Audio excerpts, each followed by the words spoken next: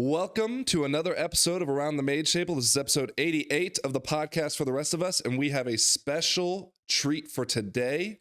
Please help me in welcoming our special guest, Sparey from SpareyStreams on Twitch. How you doing today, Sparey? Hello, hello. Thanks for having me. I'm very excited about this after having to have a little bit of time to get to know the gang. We're going to get to know you guys much better. So for those who haven't heard already, we have all deemed that, well, actually, I'd say the three of them, so Lythian, Scrapclaw, I ask you how you guys doing today. The three of them have deemed that Great. I need a therapist. And so we've brought in the unofficial WoW Therapist, Sparey. Before we jump in, Sparey, can you tell us a little bit about yourself? Sure. I have been licensed to practice therapy in New York State for a few years. I'm seeing a little bit of a cam delay on my end, so sorry if that's Don't worry about it. Most of our viewers will just listen, but don't worry. Okay, fantastic. But yeah, so I have been therapy first. Been practicing in New York State for I think about 5 or 6 years, but I was raised by therapists, so I've kind of like couldn't run from it. It's been in my gene pool. It's been the mantle, if you will. But when I don't know, I had my kid. I realized that I wanted more social stuff that wasn't in real life because I just didn't have the social battery. Yeah. And I also wanted to help with, I don't know, making normal conversations about therapy and mental health and stuff accessible to gamers, because gamers are often very misunderstood by therapists. And so thus began about a year ago my, streaming and content creation journey. So I love WoW. Came back in the last season of Dragonflight. Oh. And I love therapy and mental health and people and human connection. So here we are. And did I see correctly, you also have a YouTube page. Do you have, I don't know if it's necessarily a podcast or like a kind of show where you come together with some other folks. I think you even had like the GM of Raider.io on there. I can't remember her name off the top of my head, but you got some big names in there too. So you got some cool things going on. Yeah, those are the Sparey sessions. So I'm working on consistency right now. Like I said, I have a toddler, and I also am seeing many clients throughout the week and then trying to work on content as a side. So I'm working on getting things consistent, and the vision is just to have very low key conversations around what we all as human beings kind of experience. So May was about women and our experience in gaming. And then June, I'm very excited. We are actually finalizing the date for our men's mental health panel. And I cannot wait for that. Lythian, you hear that? I won't be there. All right. So for the viewers that don't know, we had actually a session, a sporadic one on Friday, right? So Sparey, you got a chance to meet us and see us live in action. Although again, Scrap and Lythian said I was on my best behavior. Any initial thoughts before we jump into our topics today? No, the first thing that comes to mind is that you are meanest to the people you feel safest with. Oh, Lythian. So, yeah, it's just like I want you guys to remember that, okay? Yeah. You're like if you think about like kids and stuff, like we are they will throw the illest tantrums, and it's like teachers and everything, they'll be like, "Oh my gosh, your kid's such an angel," and it's like, "Oh my god, yeah." Well, so was Lucifer, and it's because when they're home and when they're around their families, they feel safe. So you guys have got your own unofficial family going on. Okay, over here. okay. I like that her takeaway was that we're mean to each other. Yeah. That's as pretty a love accurate. language. As a love language, I for think sure. that was referenced the other night. It's funny you mentioned the kid like being good at another person's house or at school, because I told my friend earlier when he was asking about how things went, I said, you know, when like a kid goes to someone else's house and you bring them home and they're like, "Oh, he was so good," and you're like, "Well, he's not like that here." That's like how we all acted when the therapist was around. We were all pretending, being on our best behavior. Not me. I was so mad because Frank was being so fake, and I was like, "God, this is I didn't want to talk because Frank was making me mad. So anyway, because we set up this 5-panel. We have evidence. Yeah, we have evidence Yeah, that you're bringing to the table. No, and look, I'll be honest. There have been times. I even told you this on Friday. There were times where I've been toxic in the game, right? To to people who I think are acting a fool, but To pugs. we'll dive deeper into, I guess, the Okay. deep-seated problems between us, because the main reason we sought you out was we just competed in MDI. We finished 60th. We could have probably finished better, Very but in good, very fairness, good. we were limited on time. But we thought we really need some professional help to kind of bring us together and closer as a team, because we are going to push again in the next MDI. But we also have BlizzCon coming up, and I think, Sparey, you said you're going to be going to BlizzCon. Is that right? Yes, I will. So we're what? This is 88, the 80th episode. We're aiming for our 100th episode to be at BlizzCon. We're going to do it not live, but we're going to be doing it at BlizzCon. So On that site. leaves what, 12 weeks until BlizzCon, which seems insane. Yeah. Yeah, that's crazy. nuts. Sparey, is this Yeah, I your hope you first guys- BlizzCon? Yes, it's my first time going to BlizzCon, and I remember virtually watching BlizzCon when I was in high school. When you could buy you buy the virtual tickets and all of that stuff. when DirecTV sold it. Oh my gosh, and it was like, I mean, it was expensive, but I didn't really care because my boyfriend at the time paid for it. Like, he's the whole reason I got into WoW. But I just remember like dreaming of a day that I would actually be able to go. So the fact that it's like monumental for a couple different reasons. It's like within the first year second year that I've been making content, but also my husband, he just started playing WoW last summer. And he's known as Mr. was- Sparey, is that right? Mr. Sparey, yes. Yeah. Mr. Sparey just started playing WoW recently, and so the fact that like he's now excited about this, and like he also wants to go to BlizzCon and we get to do it together, like that's the coolest thing ever. So makes me very excited. Biggest question, is he gonna wear the Hoochie Daddy shorts to BlizzCon? I really would love to make him do the Hoochie Daddy shorts. So that I man didn't- looks like he's like hiding like a couple of watermelons back there. So he's got a really nice runner's butt.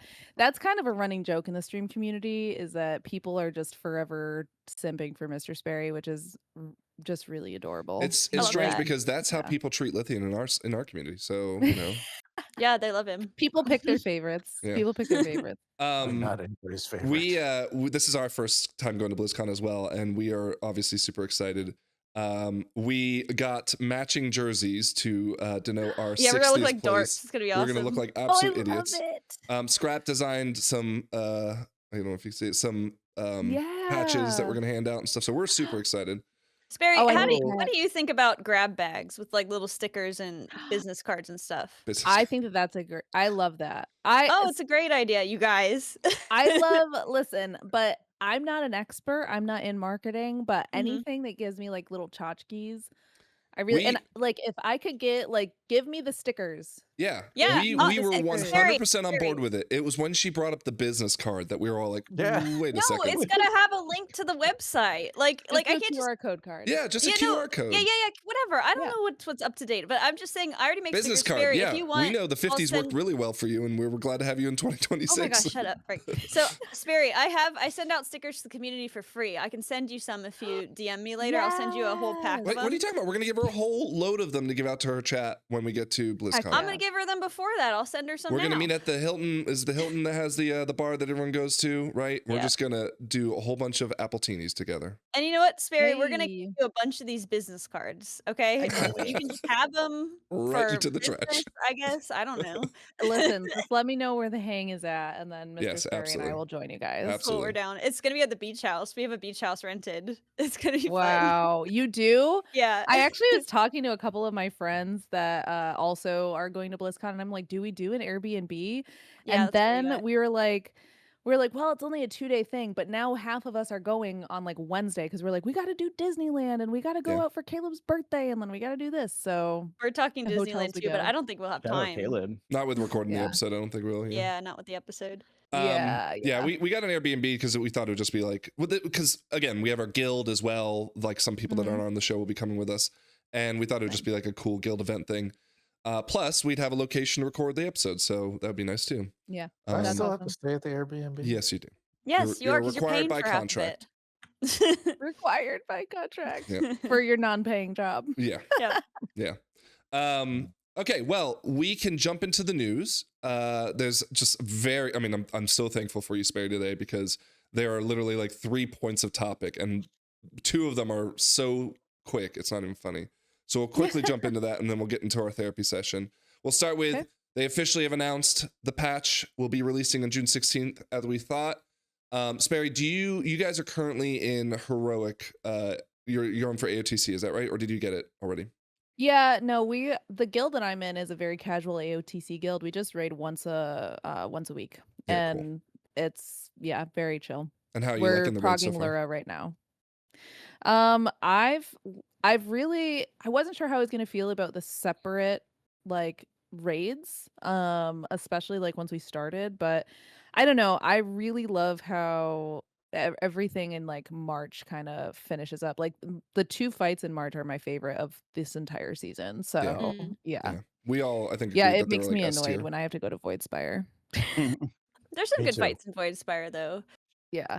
Well, as everyone will know, we have some single player content coming with the 2 new worlds that you can go visit. The Omnium Folio, which again, surprisingly, is going to be expansion wide as opposed to patch wide. So it's borrowed power, but borrowed power for the long haul.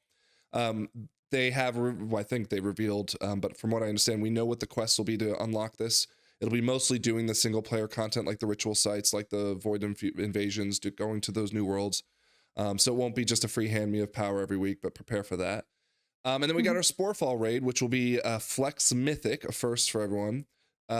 Do you, Sparey, think that your guild maybe will dip their toes in Mythic for the first time?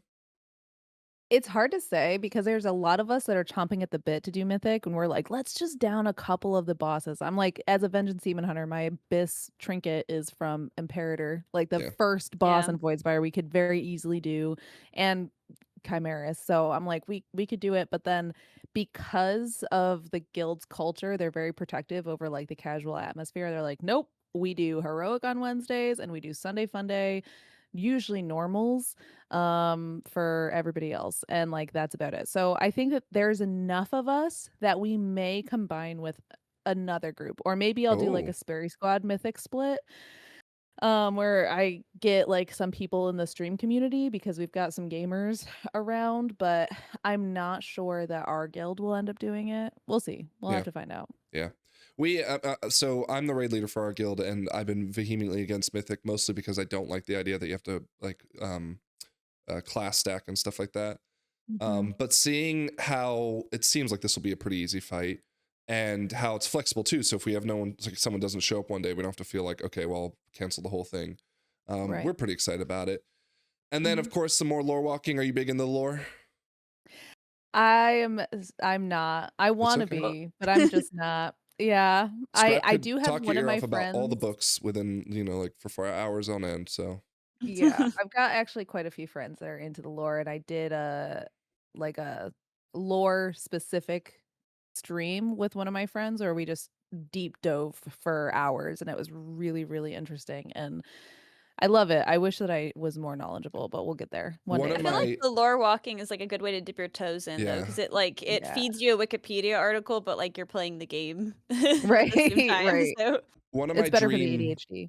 One of my dream shows for our channel is, you ever see Drunk History on, I think it was like Comedy Central? Yeah. I want to do drunk lore of WoW, and it'd be like me, hilarious. Scrap, and whoever. IO, you big on the lore? I think you're all right. It's a very high production though. Those a lot. I know. Well, you're the artist, Scrap. But I'm not gonna fucking draw all that shit. You have to cartoon them all. Anyways. The reason I wanted to call this out though is because Turbulent Time Waves returns week to June 30th. There's 6 weeks of it, which will put patch 12.1 most likely launching on August 11th. So put that in your calendars. Our raid will kick back off there. And I also feel like now that we actually have a release date, and that release date will come in a week from now-ish, we probably also see 12.1 being revealed very soon after that. So keep an eye out, and hopefully we'll have some news to talk about on the podcast. Yeah, there you go. Scrap, I know you've been complaining about this, so I just brought it up to make sure you knew. Reduced repair bills coming with 12.0.7. Now you won't be charging everything back to me. About it. The guild pays for my repairs. So. Does the guild pay for it? I hope so. Do you guys cap them? No. Well, I don't think the officers get capped, which Scrap is one of them. But the reason I bring it up is because all that gold is coming from like 99% me. So I'm happy about this, and just and wanted to call it Heckler. out. Heckler's put a lot in. Yeah, well, Heckler gives me all the Heckler. BOEs. He gives me all the BOEs, and then he just like happens to win them all. I don't know. All right, Sparey. Got to get them. This isn't necessarily news, but it was an article brought up on Wowhead, and I kind of wanted to actually just ask you because you know we're the podcast for the rest of us, right? We're the casuals, the AOT seers, as opposed to the cutting edgers. So there's an article about how the Deadly Boss Mods add-on creator was complaining about the failings of Blizzard's built-in timelines. I was surprised to see this, but at the same time, it looks like all the problems lie with DBM, not the actual in-game boss mods. And I just wanted to ask, how are you feeling about the add-on apocalypse? Has it affected you? Are you upset? Are you okay with it? Just give us a rundown on how you're feeling about it as another casual player. As a casual, well, beyond just like how I play the game, I as a person am I practice pretty staunch indifference in a lot of things just because I'm like, I have to wait and see. Like that's my philosophy on everything. I just have to wait and see how it plays out. Like in my job, in my family, in the world, in WoW, like so I never had strong opinions about the add-on purge, and I haven't really had significant strong feelings because I was like, I don't know, I'm just going to be flexible and see what happens, and then I'll start monkeying around with like the default UI things and yeah, like I feel since I'm not playing at a super high level, it hasn't really affected me. There aren't a lot of things. Like I had a couple like weak auras that were fun. Like do I want to hear K-pop Demon Hunters every time somebody presses lust? Yes, I do. I do want that. That added greatly to my gaming experience for sure. However, it's gone. I'm practicing radical acceptance. Nothing I can do about it but move on and figure out how to fill that void. Isn't that one back? Didn't you have that the other day? The Lust with the K-pop Demon Hunters? Yeah, it's back. It's back. It's We can give you It's just the a link. separate add-on. Give Yeah. it to me. Yeah. Okay. See, this is why we have conversations like this. We're I have solving each other's problems. Mine plays the Mortal Kombat music, and it really hypes you up, Like the Mortal Kombat, Okay, like yes, the song from the soundtrack that was like like a what do they call them? Not Space Jams, but Jock Jams. Jock Yeah. I have no idea what you're talking about, so I'm just gonna say yes. Yeah. Well, now we know a new opportunity that I was missing this entire time. Yeah, I mean, Fantastic. we noticed like a lot of the like weak auras that were super popular have come back. Like most add-on like technicians, I don't know what you could call those people, architects, Developers. yeah, Developers. developers. Yeah, that's the word I'm looking for. They figured out a way to make these really popular ones again. It's just that you have to have a lot of different ones as opposed to weak auras and have it all in one place. And people have different opinions about that. But if there's something that you really liked that was popular, it probably exists again with very few exceptions. I see. Yeah, and hopefully we get some cool new toys in 12.1, which sounds like maybe there might be. While we're on the topic of add-ons, Lythian, you are currently developing an add-on, is that right? You want to tell us a little bit about your TDV venture? Oh, yeah, we Frank used to. I don't know when we created this. We created this was with Pleb Technique. This was created with well, yeah, that's true. Pleb. No, It was I was- Pleb's It was baby. Pleb's He brainchild, created but we ran with Yeah. it. Yeah. I was there when we created it. I was giving you a hard time about Technique. I don't know if Technique was actually there, but we had this spreadsheet Frank used to track, and it's total dungeon value, right? So what I've done is I've taken a lot of that logic and I've automated it into a website so you can upload a log and see how well you played in a dungeon. Is it on our website right now? Can I look at it or no? Yeah, it is. It is. You can see But to it. explain to Sparey and the audience is it takes things like kicks and stuns and defensives and gives Under it like a resources. point value. Go to leaderboard. Yeah, so it'll attribute, it'll take like your damage, your kicks, your defensives, your group wide defensives, things like that, and aggregate it and give you like a number score. You can click on the dungeon. Wow, we really did just the- rip off WoW, huh? Yeah, it was WoW. That's the thing is that Okay. Pleb Yeah. came up with this thing and then WoW like blossomed and then died. Wow. So And Sparey, and- this might yeah. show some of my toxicity, right? Is that Scrap and I would always do what we'll call a cat fight. And the idea is that it's just a DPS fight in the middle of a key, right? Because Scrap would run, her mouth, tell me how stupid and boring and bad I am. And Yes. then I'd Mhm. beat her, and of course she'd never remember that. So No. we then talked about, well, hold on, because she'd say, well, that's not fair. I was doing more interrupts, so that's not fair. You did Mhm. this, and that. Mhm. So TDV was born out of again our friend Pleb, who gave us the idea, making sure Yeah. that there's more to it than just being at the top of the meters. You have to be a well-rounded Right. player. Sure. And Lythian, I mean, this again, you amaze me. This is awesome. I know you're trying to make some additional tweaks to it, right? But Yeah, there's some work to do. let's see, healing.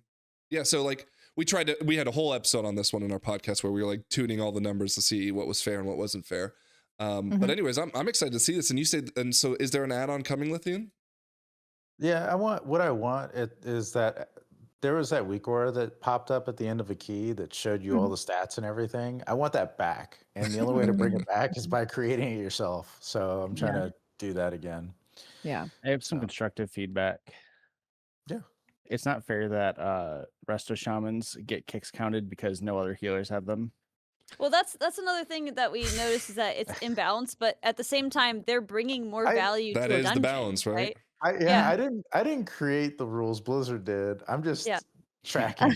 Like you can't just take it because that is something where you're looking. It's like, oh, he's bringing additional value to the dungeon. Right. Well, he can kick. like damage taken is impactful to the scoring, right? But if the RNG picks you all the time for things, like you get leapt on and you take all that damage, like I can't fix that. That's a Blizzard. Blame Blizzard for your low score. Yeah. I scored really low on that dungeon. Deaths also take away from your score. Yeah, deaths take That's away. what you have 4 deaths. So. Yeah, I had 4 deaths in that run. I Sure. didn't do many kicks. Like there are keys where I did really well, and there's keys where I did really bad. Bro, And how you can have just kinda go 5 back and kicks forth. in my star caverns? I did really bad that run. You're at 0. I mean, the healer. Oh, The I guess healer maybe had these more are counted kicks.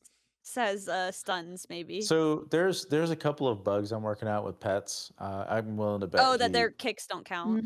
Yeah, I have to track it down. I just fixed BM hunters because they're the biggest pain. But anyway, All right, it's a work in progress still. So that said, right, Sparey, what do you? We'll kind of start talking about things that like players of the game WoW might experience, right?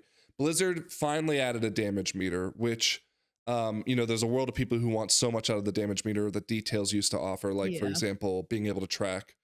I mean, you can track avoidable damage right now on ours, but like being able to track damage done to X target or whatever. Yeah. What do you think is it healthy for players to have? I mean, forget this level of information, but like the level of information that Blizzard now is putting back into the game, given how toxic WoW can be. Like, what do you feel about that as far as the pros and cons for WoW? I think the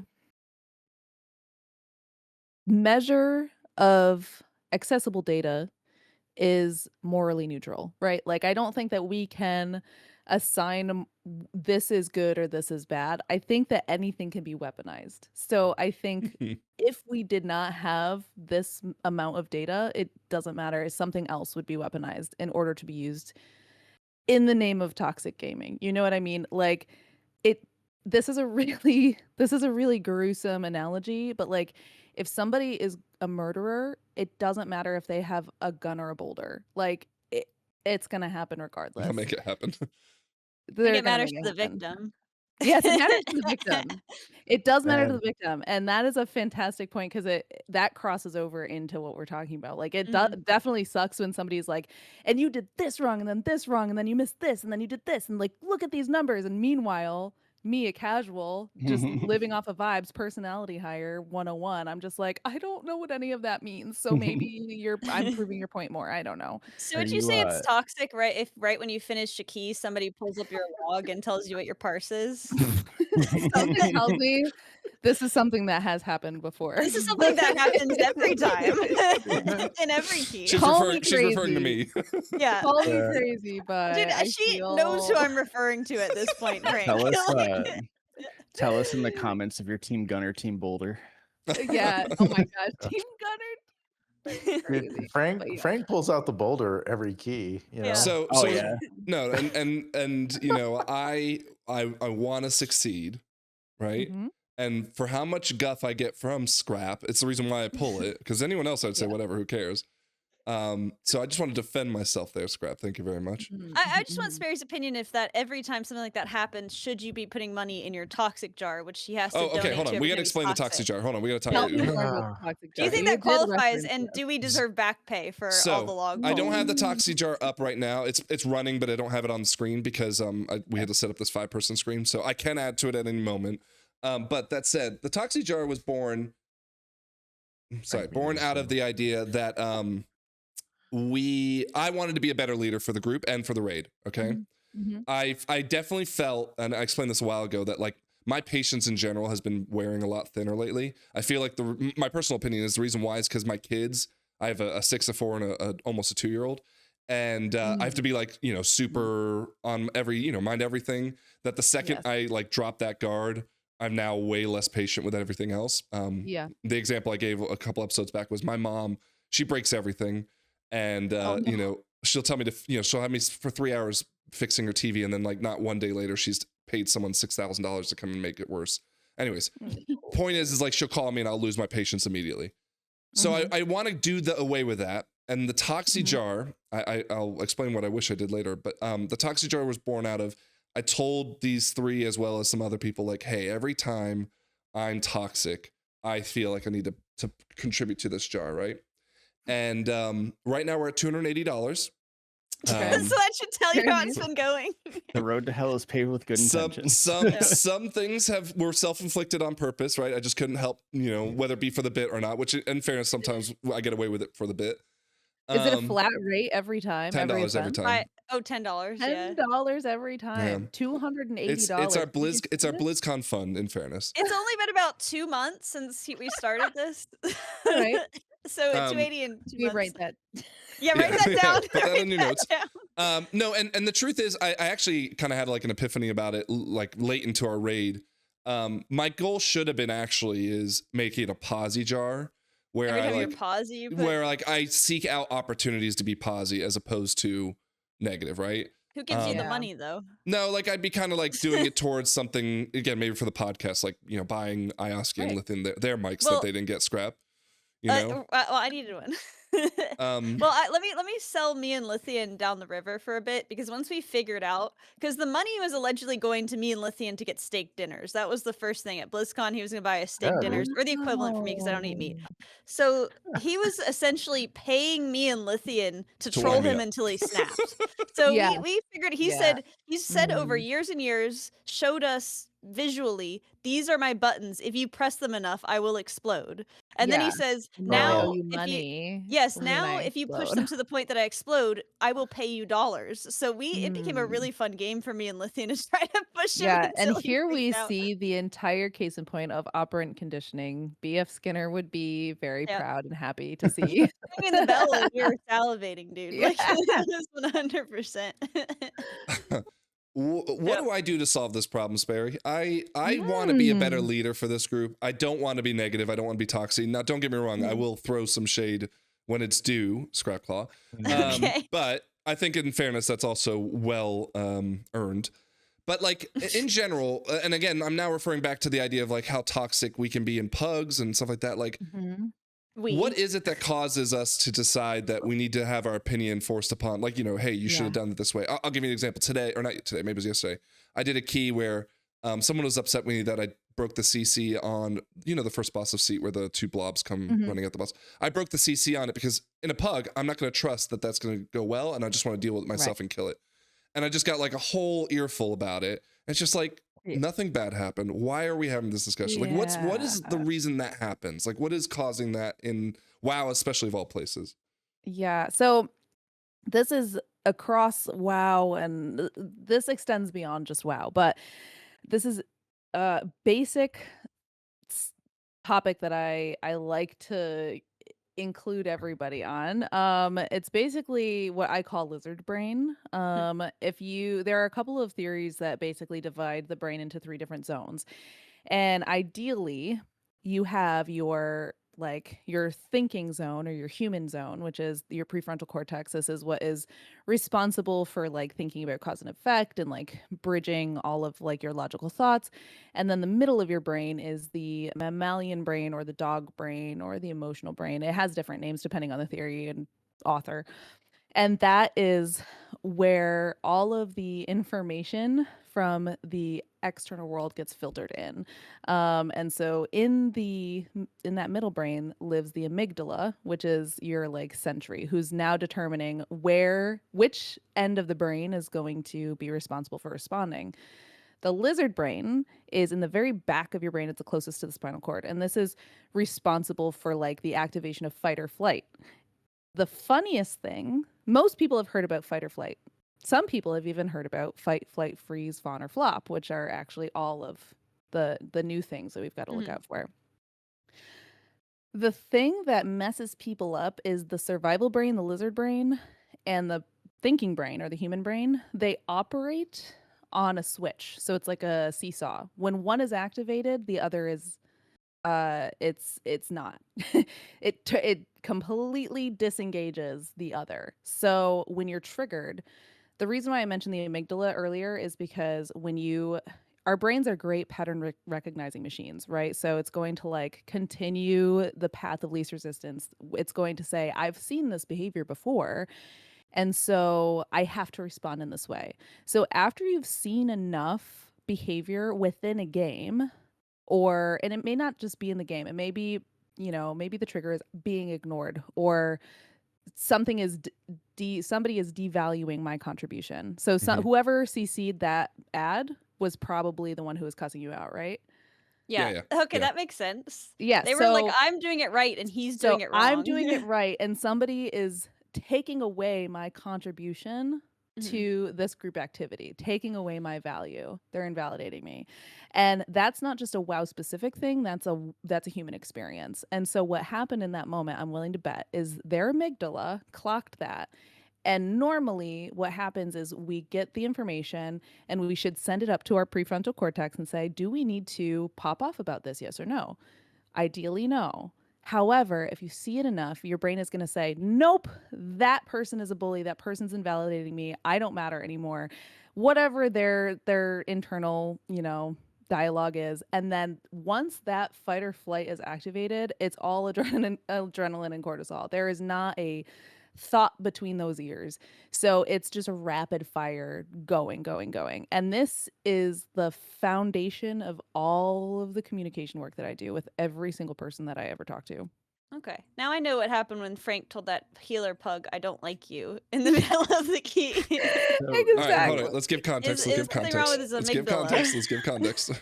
After you do, I have a question for Sparey. Well, go and ask the question. Go and ask the question. So, like, let's say someone just heard you say that and they're like, oh my God, that's me. What's something they can do to work on that? Yeah. So you cannot have any kind of you have a really hard time thinking through things and solving problems or finding resolve if your thinking brain is offline, right? So you have to first re-engage your thinking brain, re-engage the smartest part of yourself. And this comes from a lot of trial and error. It works differently for different people, but I usually recommend, like, all of the cliche things that therapists say that I hate that they work as a therapist actually work. So like the tapping, some people will tap to try to like give themselves a tactile reminder. Some people will take a rubber band and put it on the wrist and snap it because it's like, hey, like I need something to engage my nervous system to remind myself that like I need my brain online. Sometimes it can just be like breathing. Sometimes it can having like a default phrase ready to go as you get back online. Like one that I really enjoy is like let me say this. I don't really struggle a lot with the activation of my lizard brain, but when I do, it's with my husband or with my daughter. And so one thing I'll say is like you're too important for me to respond in the headspace that I'm in. Or like today, my husband and I had like a like little snap at each other. And I said, you know what? We're both just tired and grumpy. Like we're both tired and grumpy. And that makes it a lot harder to stay in your thinking brain. And what could have turned into a much bigger argument was like, okay, I'm going to eat some chips. We're going to take some space. the toddler's going down for a nap, and then all of a sudden we're like joking and back to normal and all of that stuff because it was able to be diffused. But I think recognizing your response, like who you are as a person, are you more likely to fight? Are you more likely to shut down? Are you more likely, like whatever the case may be? Learning yourself is really important, and that will likely translate to whatever coping skill is the most effective for you to get back online. Well, I have a question, like, to you as a WoW player. When you're playing a video game like World of Warcraft, are you engaging your thinking brain or your lizard brain more? That's Because really I good feel like I'm question. scratching my lizard brain. I feel like the Yeah. lizard in me wants to chase bugs, and that, Yes. like, doing DPS is like chasing bugs, right? Like, Yeah, it's actually very funny because there is like that offline where it's not necessarily the engagement of your limbic system of like activating the is like it's not like the beacons are lit, but Mhm. there is this very like autopilot dissociative state, and Yeah. I think that's the like money right there. Mhm. There's actually I forget who I forget where this study came out of, but I do remember that, like, if you're driving Mhm. and if you're in your thinking brain versus if you're in this like dissociative kind of like just floating in the emotional brain in the middle, if you have to respond quickly to like say like something like dashing out into the road like an animal or something, you actually are better equipped to react like your reaction time will be faster if you are not in your thinking brain because you don't have to think about anything. It's like that's how fight or flight is supposed to work. That's how that like adrenaline rush and everything is supposed to work. It's supposed to be like if you encounter a bear in the woods, you want adrenaline to your legs to allow you to run faster. But like Yeah. if you're talking to a mean person on the internet, all the adrenaline that you're getting is kind of screwing you over. It's like, okay, they're not a bear in the woods charging at me, but my brain thinks that they are. So how do I tell it that it's not? But I'm wondering if part of the Yeah. reason that people get, like, heated and pissy at each other is because they already have adrenaline from doing this, like, difficult content, you know? Mhm. And so and then somebody does something and they have an outlet to just be, like, pissed at them already when they have their adrenaline flowing. Yeah, I think that that's definitely a big part of it is like you already have the adrenaline flowing, but I will say that the people who make it to the top tier, Mhm. they learn how to work with it and Yeah, not they're work against chill. it.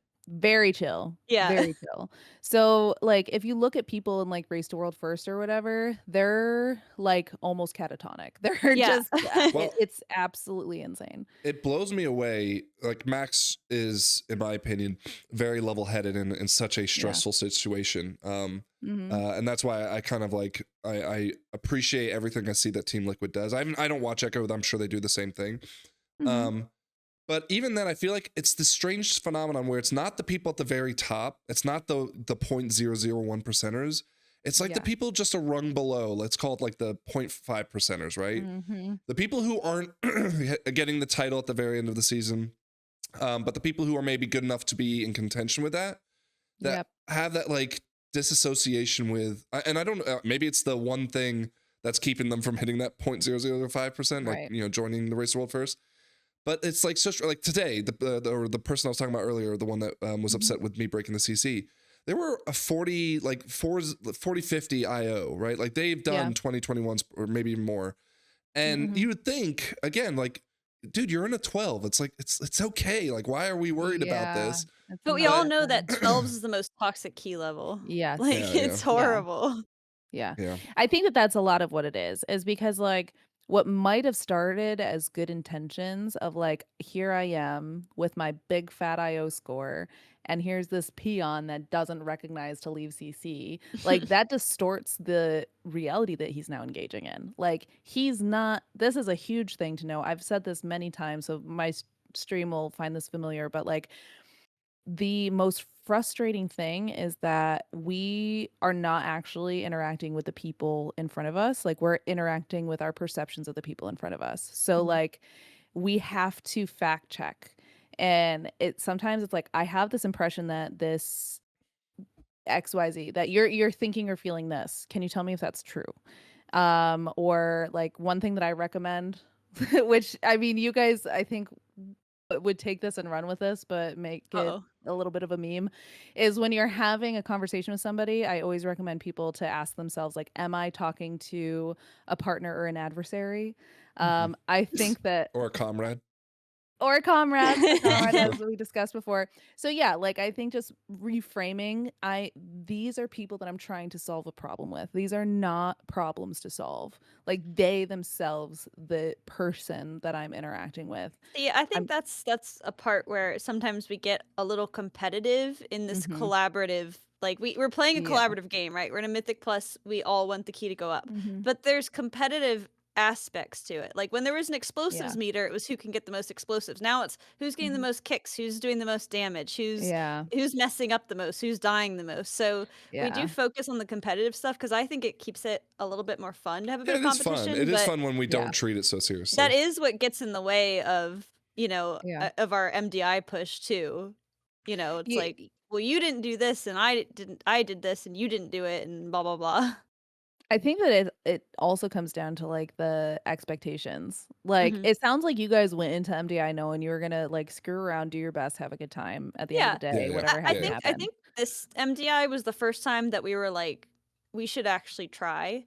And I think I'm gonna try to speak for Frank here. I think that he was disappointed that we weren't already working like a team without having practiced or anything. Like, like he could see the vision of all of us individually could do it, but like it wasn't being executed, right? And he expected more of us. I think the format, we expected it to be a more pushing key, not necessarily a speedrun format. So I think that kind of caught off guard, and we were already kind of out of our element because of that. Because you can't really bring wheel to that because you need specific like you need a tank that does a lot of damage, you need a healer that can do a lot of damage and stuff. Like you can't we need an AUG to pull things through the wall, right? Yeah, exactly. Yeah, so it's just No, that's the point of it is the point of why we do MDI on non like meta classes though, is that like there are meta classes who do make it pretty far. Like obviously the finalists are all, it's going to be very homogenized, but like there are people above us on less meta comps, so it's not just that, it was execution and failure to work together. I still feel, and just to revert back to what Scrap was saying about my feeling about MDI, I still feel like we should be proud of the fact that we gave it, I wouldn't say we gave it our all, I'm really happy that we did like 6 hours, right? Like everyone else was doing 16 hours a day. Right. But like what I was frustrated with, and this is still a frustration today, is like we don't lock into our responsibilities as well as I'd like us to. For example, there's a macro right now that you can like mark a target that will be your kick target, right? And even today, as we are now pushing into 18s and stuff, as a healer, I'm constantly like, guys, where are your markers? Where are your markers? And that's the kind of stuff that I'll get frustrated with. Now, in fairness, I don't think that's necessarily a toxic thing, right? Like I'm trying to make sure that I keep us on our toes, but at the same time, I don't have any power or sway over the others. I don't want to be the Toxi-Jar guy that comes in and says like, well, why didn't you do this? Why didn't you do that? What kind of advice do you have for someone like me or anyone else that's trying to lead a team? It might not even be 18s. It might be like, hey, we're trying to get into 14s and 15s. Sure. What would you say is a healthy way to try to build a competitive edge, right? Right. I think that it depends on like the team dynamic. I mean, everything is going to depend on the handful of people that you have running, right? Like ultimately, if you're running Mythic Plus, it's going to be 5 people, 5 personalities that you now have to contend with. So right off the bat, when it comes to leadership and it comes to communication, I am going to fall back on the expectation. And that's sometimes like having a communication before as you're setting the culture. Like I'm going to say things as succinctly as possible and know that it's not personal. And if you feel some type of way, then like talk to me honestly and clearly. And I think it's hard when you have a group of friends that are trying to keep things light. I think that when you try to weave those two together, it can be really confusing. You know what I mean? I think that when you have somebody who is consistently militant, it takes you less off guard and it's easier to trust that it's not going to be personal. But when you have somebody, unfortunately, like Frank, where you're like, I'm one of the homies, but then I'm going to try to be your leader and I'm going to try to do this, like, and go back and forth. I think there is a way to do that, but I think that it takes a lot of trust building and it takes a lot of like, okay, I'm committed to not being extra dickish about something that just needs to be said, and everybody else is committed to not taking unnecessary offense to certain things. So it's very much a team like trust battle. Lythian's I thought Lythian would jump in here. Yeah. Well, I think the word militant isn't strong enough for Yeah. Oh man. No, I mean, it's genuinely, it's difficult, right? I mean, this is actually where our guild was born out of. So Scrap and I think Lythian was already part of the guild that she was raiding with, but like Scrap and I started playing back in Shadowlands. I jumped into a key. She had her friend tanking, and I could tell like we weren't gonna time the key, and it was just going poorly. And they invited me in the chat, and that's where I kind of like said, hey, like I want to help, right? And I thought that was like such a good way for us to what it ultimately bore into a great relationship and friendship. But that's what I always do doing pugs, especially really back good then at when we were that. building community. Is it just like right when you start the pug, just say, here's the Discord, come in if you want. Yeah. And then you join meet if you people like. who are chill. Yeah, and on top of that, to add, like you could become so less toxic when there's like a voice associated with actually speaking up to giving people guff, right? But like what happened was that they said, hey, do you want to come raid? I said, sure. I could tell that the raid leader was struggling a little bit, and I offered to help. I was the raid leader. Well, no, I was raid leading certain fights though. I wasn't the person putting together the raid, but I was trying to do the instructions and nobody listened to me. Yeah. So it was me just yelling instructions. It was Sardonathrius. We didn't get that far with me yet, but it was a mess. But the point is that like after about 3 seasons of like doing this, because they asked, I don't know if they asked me or maybe you asked me, Scrap, to raid lead after that. But there was this like butting of heads where they wanted the raid leading part of it, but they didn't want to give the respect. They didn't want to give the they didn't want to take it seriously when something was asked of them, right? Which I think is probably a very common problem for a lot of people out there who aren't doing cutting edge, especially people who are just like cool with doing normal. And then on top of that, you throw in like what pugging in raid looks like. Yeah. I try to think like what could Blizzard do to help alleviate this problem, but I don't really think there is anything. It's just like that's just a human relationship problem and like a community, like any kind of team building problem, right? Yes. Sure. Yeah. Anytime you have humans together trying to do anything, like there are a lot of personalities that need to come together to ultimately agree to prioritize whatever the common goal is over your own personal feelings. However, saying that, I don't think it means that you subject yourself to being abused, right? Like that's why it's so much so much about trust. Yeah.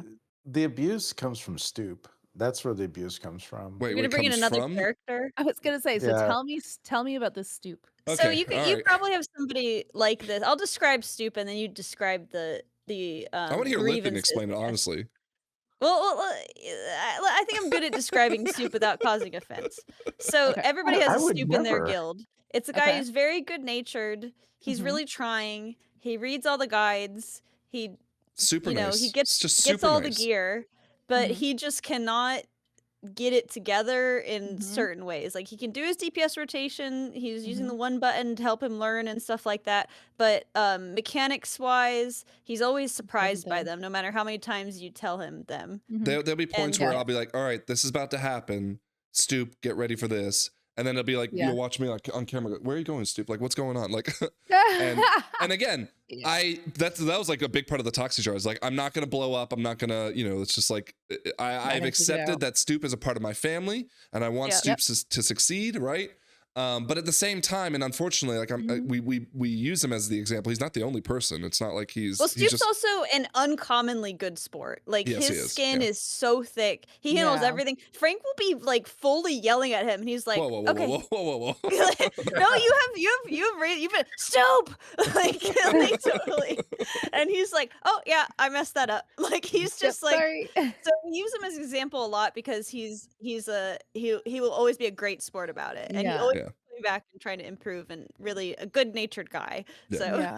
Oh man, Frank yelling at people? No way. Yeah. That'd be No way. silly. What was the question, Frank, related to Stoop? Oh, well, I don't even remember anymore. But That's the abuse is yeah. causing Frank to yell and get all up in his head with the anger and the brain pieces and all that. Again, you know, I feel like Stoop just gets like a quick what are you doing, and that's the end of it, right? It's actually other people who work me up more.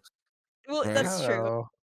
Well, yeah, because if you're expecting him to be, if Yeah, Stoop's gonna be right. Stoop, I know What'd you do? when we're progging Laura, five pulls, Yep. and I'm like, yep, there's one. Okay, throw it under the Yep. rug. Who cares, right? Yep. And again, I've like the hard part, and I feel like I'm really tough on myself sometimes. Is like I was raid leading Laura, and I had the responsibility for us. We didn't use any weak ores. We didn't use any add-ons for it. I would just put markers on the ground to let everyone know where to stand, and I would just watch it, Yeah. right? But as a tank, and you know this, Sparey, like there's a part where Laura will like just nuke you into the ground if you're not paying attention. Yeah. Right. Yeah. And I just juggling that, I made mistakes, probably more than Stoop did throughout our entire raid prog, right? Sure.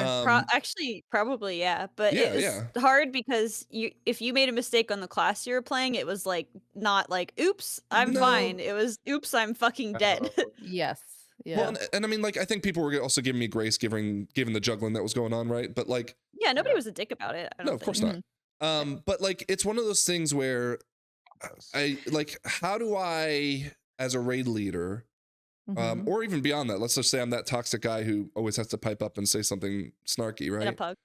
Like we talked about how do I receive it, and you said, you know, making sure you get out of your lizard brain. But like, what are some things that we could do as a community and just in general as players to when someone does something in a key or when someone does something in a raid that is very clearly, let's call it, you know, noobish, to just like let it roll off our back? I am gonna say the most corny thing that makes me hate myself, but it works every time is be curious, not furious. Yeah. Be curious about what's going on. Like try to train your brain to be curious about what's happening on the other side of the key, like on the other side of the computer. I actually, and I've had clients where we will kind of commiserate on how much it sucks that there's not a better way to say that, but it is true. It's like if you could keep that mantra in the back of your brain, is like, okay, like what's actually happening? Like, is this their first time playing? Are they having a stroke? Like, is a toddler turning off their computer? Did the house Like, set on fire? like what's happening? Is your fish so drowning? I don't I feel know. like Frank's gonna like the second Stoop makes Oh, up. He's no, like, hold "Stoop, on, hold are you on. having a stroke?" Like he's gonna So- make it toxic somehow. what's happening? So when Scrap decides to randomly jump off of bridge in the middle of a key, I should Mhm. say, Look, I should Sparey's a demon hunter. say, She knows that happens. I do. I Like- should say, so Scrap, why did you decide to do that? Yeah. What was And then, the intent behind that? Scrap, is the house on fire? and Yeah. then she could say there was no intent. Sparey, you can It see was how. simply Yeah. it was simply me living my life. I was Yeah, following the Sparey, you can vibes. see how immediately like you give us very good therapy advice, and all we are thinking about is how can we turn this into a very How hilarious. are we bit. weaponizing this? How do we How are weaponize Yes, it? Yeah. As we talked Fuck. about, the bit is sacred, so it's Yeah. okay. That's Yeah. the only time. You've been a little quiet. Do you have anything you want to add to that? Not to this really, no. No. Okay. Well, Go on, Lythian. no, I'm good. I'm good. Okay. I don't want to get He over doesn't doesn't want to therapize. contribute. He was I was getting excited. I close. was like, He oh, almost got Lythian, all right, on yeah, come on, bud. Yeah. He said, "Let him open up." Yeah. Okay, well, let's talk about burnout for a second, right? Because we're now in the dog days of the patch.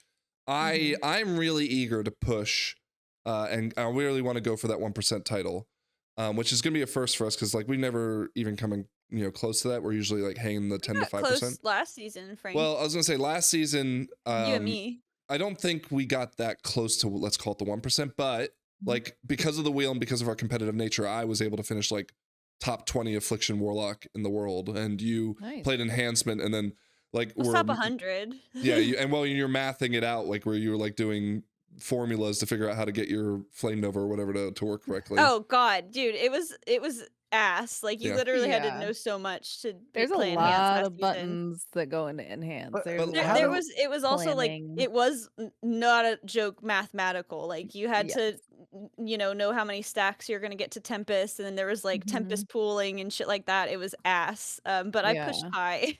High for me. Higher than I'm comfortable with. You lock in so hard on that one wheel competition, and now your lock in is gone. Here's my Like, problem. Okay, Sparey, let's do some therapy here. They don't understand this. I'm gonna try to communicate with my family here, right? Oh, okay. They have expectations on me to lock in, right? To like play well for them, because they've seen me play well. Under some circumstances, like I can play well, but especially as the patch is slowing down, I'm on this class I'm not super familiar with. Like I'm coming in maybe 2-3 times a week. Excuses already. Look, no, I'm making explanations. I don't want to play. I don't want to play 5 days a week. I come in. I'm excited to play WoW. I want to chit chat. I want to talk. I want to have fun. Like blah blah blah. And then these very high expectations. I want to push. You're the first person to say let's push keys. Yeah, I'm down. You're not down to push. You're down to chat. Yeah. Well, sometimes we gotta do a warm up key. That's what I gotta tell you guys, that we gotta do a warm up key, because I gotta get the excitement out, right? Like it's like a gotta primer, be a little right? Yes, yeah. It's like the first pour from a teapot. Like that doesn't count. You just gotta that's just to warm up the cup. Yeah. You throw it away, then it's good. But this is the expectation thing, right? Because like you guys are both. I see clear communication. You're talking about what you want to do. Lythian, you're saying you want to push, but then you want to chat. And then, Scrap, you're like, I do want to chat. I want to have a little chin wag. I want to bond with the family and chat. A little chin wag. A little chin wag between the fam. But anyway, I think that if there ever came a point, you guys take it in stride, because this is kind of the vibe. But if there ever came a point that it got so serious that you were like, no, you literally have to lock in, we want to push, this is the time, this you only have a few nights a week that you're pushing, then you have that. And then if you're not in the headspace, I would love to do that, but I have no lock-in capacity. After the day, I actually need just a chill key. That's the max that I'm going to be able to commit to you guys today. And just make it plain. Well, and I think with Scrap, we know she's a free spirit, and wrangling that is an impossibility, and so we just come to terms with it. But what I wanted to talk about, lack of medication. What I wanted to talk about though is this idea of burnout, right? Because I don't think Scrap is going to let her get to the self point of she just won't do it. You just won't. This is her protecting herself against burnout. Where I feel too stressed. If I was in a key where you've seen me before, where I get into a key that's too high or in a mythic raid or something, I get very uncomfortable very quickly, and then I say, no, I'm not interested. If somebody says, hey, do you want to do a 20? I say, nope, not me. Nope. Well, you said that. You said that about 18s, and we're doing 18s. Well, that's true, but we got so much fucking gear now; it's ridiculous, and we have Zigla carrying us. So what I wanted to bring up though with the burnout though is so Ioski, right? Ioski has usually played with us every season for the full season. Maybe not as much as we play, but you used to be a cutting edge raider, Ioski. Yeah. What happened, and then this season, right? I think right about when we did MDI, Ioski, you took a step back. Now I don't know if that was because of burnout. Was it? It's because of Frank. No, I was playing a lot more classic. You guys mentioned that Shawnee wasn't able to do MDI, and I was like, heck yeah, I'll help you guys. But I mean, I never signed on to do anything with you guys after that. That was something you guys made up. But Io, you have signed on to do it with us next season. Yeah, next season. We have your name in ink on a contract, so yeah.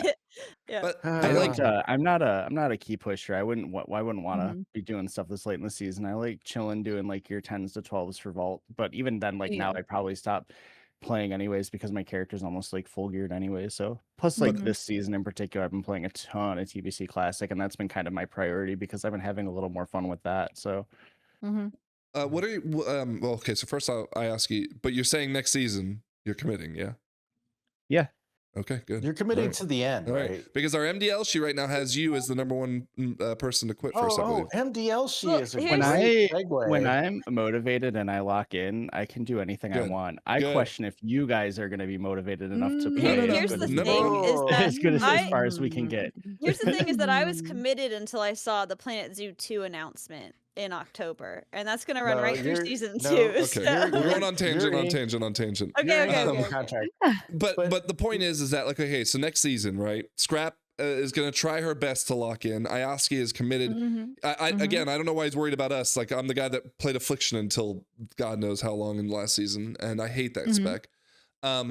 What are some things that we as players can do to, I mean, obviously there's just like play less of the game, but like, are there any tips or tricks about burnout? Like, how do we make sure this doesn't feel like a chore? And, you know, of course, like vibing and chin wagging, of course, to be part of it. But do you have any other advice? Yeah. So like you said, yeah, you can always step away from the game, but I don't really like to go that route because that's what you're going to get from everybody. And as the unofficial WoW therapist, I want people to still enjoy their in-game experience. So I would say explore other facets of the game that you never have. So like towards the end of season, I start my PvP arc, and like that's usually it's like the last month of the season that I really enjoy PvP. But I stay away from the beginning when everybody's like grinding and actually good. But I'm like, listen, I love some BGs. I'll even do some like arena and stuff. And I think that that's fun. I think, you know, there's housing, there's mogging, there's collecting, there's everything. And my friend Sam, she's really good about just like reminding people with her content to stop and take a look around. I also have another friend, if you're into lore, her name's Mackie. Sorry, that's a shameless plug. But she does like a WoW. Yeah, shout out Mackie. She does a WoW lore keepers book club. So she does like a book club where they read WoW books and then they do in-game field trips and they talk about the books in the sites in the game. And now she's started something where they're going through all of the raids and like actually like talking about the lore of the raid and the lore of the boss and like looking around and seeing the beautiful design. Like this is one of the most in-depth, beautifully designed worlds I think we could ask for. And so just like finding new places to explore, slowing down, you know, I don't know, do a little RP walk through all of the zones that we have, because like there's surely some place you haven't seen. I think finding new things to get genuinely curious about that you haven't done yet, like do that. One of the things I love is there are so many in-game memorials. So there's go on Wowhead and find I mean, maybe you guys can link it with the episode, but there's a list of in-game memorials for people that have existed in real life that have one that I just visited in honor of Men's Mental Health Month was the Reckful Memorial. There's the Rogue Trainer in Stormend in the Cathedral of Light was modeled after and named after Reckful, which is just like, it's a beautiful thing that I think the developers have worked really hard on connecting to their player base. So there are so many ways that you can really rekindle your love of the game outside of just taking some time off, which is also fine. It's been nice this patch. Like I never did delves in War Within. I very rarely did the world content until housing came along, which gave me a lot of incentives to do it. So this season I've been doing a lot like the ritual sites, and I've been doing, you know, a lot more delves. Do you worry though that WoW, because of the monthly subscription and the way that they're now moving content faster and faster and faster, at costs, of course, we could argue about bugs and all this stuff, but do you worry that maybe there's like this incentive that is driving us to stay sub that may not necessarily be good for us? Yeah, I definitely think that could go either way. I mean, it's interesting because the sub hasn't increased, you know, like I think that it's been the same amount for so long. And I mean, I'm a very untethered person. Like I'm very drifty. I am quite like Scrap in the way that I am a free spirit, as you've said. So there are a lot of things that I don't pay attention to on purpose, because I'm like, I am trying to protect my peace and my joy and enjoy the things that I enjoy, and I can go way too deep and get way too fixated on things that don't add value to my life. So I think in that way, maybe I'm a little too aloof with certain things that impact my fellow community, like the other people playing this game. I think that there are a lot of people who have criticized, where the developers have taken things, and they're like, oh, you're killing WoW, or like WoW's dead, or like, dead game. I think we've all heard that. But to me, I don't know. I think the majority of people that are playing are casual. Like they're not obviously the 1%ers. They're not the people who are grinding, who are like, I have to min-max everything and I have to get an edge, because that's what really the grinding feels like. It's like a little bit of FOMO, but it's also like I need an edge on the competition. I need an edge on my whatever the case may be. And when you are playing the game to log in and use it as a leisure activity, then it's like, okay, I maybe missed some weeklies. It's whatever. Like I have 3 tunes that I'm running this season, and I think I'll have maybe 4 vault slots between the 3 of them filled this week, because I didn't have it because I was out touching grass and like being a mom and stuff. It's and summer, I'm just man. like, It's okay, summer. yeah, it's summer. So I think that yes, it definitely could go in a dangerous way, and I've seen a lot of criticism, in the periphery about that. But I do think that there's still a mass amount. I don't remember the most recent stat of, do you know offhand the amount of people that are currently subbed to WoW? They don't release that information. They don't release it. The estimates have varied based on the fact that there's so China, of course, has come back to the game, which I think is huge amount of subs, but we will probably never know that number. Sure. But outside of that, when they were last estimated it was anywhere between 7 and 9 million. And this was years ago. Yeah. But I think that's I think we all agree that there's a huge unspoken for population of players who play this game and who have no idea who Liquid or Echo are, or who have no idea what the MDI is, right? And beyond that, who have never stepped foot maybe even to Mythic Plus, let alone left looking for raid. An example of this is someone, I was at my daughter's gymnastics class, and there was a guy, I was watching Max on Twitch while they were doing the gymnastics, and a friend of mine was like, oh, what are you doing? And I was explaining to him who Max was and all this, and then another guy over like 2 stairs down was like, oh my god, you play WoW? And he came over and he starts talking to me about it, and all he does is plays Delves, and I was like, holy cow, this was right when the Delves conversation was happening, right? I was like, this is it, this is the mole man, right? And I had so many questions for him, right? And it was fascinating because he was like, oh, yeah, I mean, just like I'm doing plus, or whatever, 8 delves, and man, they're kicking my butt. I can't kill the last boss, the question mark. And I, again, I was very like, oh man, I need to bring this guy on the podcast, but of course he would want nothing to do with that. Yeah. And it's just like, so it's always refreshing, but it's always so surprising that there's people out there who I will talk to or even see, through our Twitch or whatever, that'll be like, yeah, I'm only there for 15 minutes. I play, to do the quests, to do the lore, or I play because, I'm okay with champion level gear across my tune, because that to me is powerful enough. So there definitely is an unspoken population. I had a point I was going to with that, but I've forgotten it. Oh, actually, no. So my follow-up to that was going to be like, so yes, of course, there's like the sub and all this content coming with it that we may never play, right? Like, I mean, there's, I'm sure we could count in the past 2 seasons alone, all the things they added to the game that none of us touched. But is it a unique phenomenon that WoW, of all games, because I'm sure there are other games out there that are like this, but like WoW is one of those games where, this is how I explain it to my friends. Like, they're like, well, you play so much WoW. The truth is to me, this is kind of like going to the bar, right? Like, it's not my drinking, but it is a vice of sorts.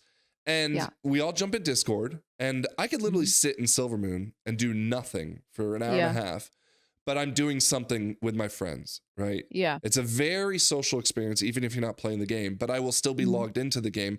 If I unsubbed WoW, I don't know if I'd get on Discord, right? I could probably just like go play a single player game by myself. Because even if I was there and people were playing WoW, there'd just be this disconnect where I wouldn't be engaging with the conversation with them. And I just was wondering, like, is that something that is, it's not normal, I don't think, but is it something that we should be embracing? Like, is that great? Is that like a good thing to have? Can I cut in for 1 second, Frank? Yeah. Sure. My therapist said that it's cool. Yeah. she says it sounds like it's a social activity. I said it is. I can tell that my therapist is alarmed at how much time I spend behind the screen, and she's so adorable because she's really fantastic, but she's like, you just, you know, you only have 2 eyes, so make sure that you're like every 20 minutes you're doing some exercises for your eyes, and like you're just taking your glasses off and like shutting your eyes and like looking up. She's adorable. I really really like her. But yeah, like she's indulged me. Like I've walked her through both of my WoW houses. I've shown her my characters. I've like showed her like what, like this is part of my life, you know? And what you're referring to, Frank, is called a third space. So like we have pretty much eradicated the third spaces well, we haven't eradicated them. That's dramatic. That's like post-COVID lockdown brain. Yeah, I was gonna say that was COVID. yeah, but like we're not really like, I don't know, like we're seeing fewer less utilization. Gen Z definitely is affected by that, right? Like yes, absolutely so. And like there's such less utilization for like of like bookstores and libraries and like coffee houses and things like that. Like coffee houses and bars, that's okay, but people aren't really going to socialize as much anymore. Like I don't know, like the only time that Mr. Sparey and I go out, we're pretty much going to like play darts with each other, and like we're not going to meet new people. But and like especially having our phones on us and like being distracted and all of that stuff, like it's very hard to meet people. And so what WoW serves as is a third space where you can do something peripherally together, but you're able to talk and you're able to connect. And like human connection is so very important on so many levels. One of the professors that I really enjoyed in college, he said humans are a tribe species. Like we were meant to come together at the end of the day in front of a big old meal and just unload and just share the burden. Like that's what we're supposed to be doing. And we just don't do that anymore. And so like I'm thinking about a situation where one of my old guildies, he was older and he was not very connected with people, and one day he just went like radio silent. We had no idea where he was. And my guildies and I we were like watching his account to see if he would log on. We were like spamming him on Discord. A couple of us had his number. We were trying to get a hold of him. I literally like paid for like one of the people searches because we know so little about each other, like with internet safety. So yeah, I think in the future I would love a way for gamers to be able to do wellness checks on each other because of that very reason. And he ended up being okay. But we were really concerned that something had happened because he just like completely dropped off the face of the planet. We were his only friend group, you know? So I think like in that way, this is such an invaluable space. Like we really need to lean into it. And I think that there can be arguments for moderation. A lot of mental health professionals will say like that's not a substitute for human interaction. Actually evidence indicates that it is. And you can't tell me that this is any worse than going through how long we had to have the world shut down and like engage in business on Zoom and spend hours in front of the computers. Like that's a whole other soapbox. But I definitely think there's like an accessibility conversation to be had too, because it's like you're talking about this guildie who's older. There's some people who can't go out for whatever reason. Like for Frank, he can't because he's got 3 toddlers. And so this is an accessible third space to him. He can't just go to the bar. He's got 3 you can't just small up and children, even beyond right? that, I can't go golf. Like my kids, I would never want to put my wife in a position to say like, hey, I want to go for 6 hours and disappear, right? Right.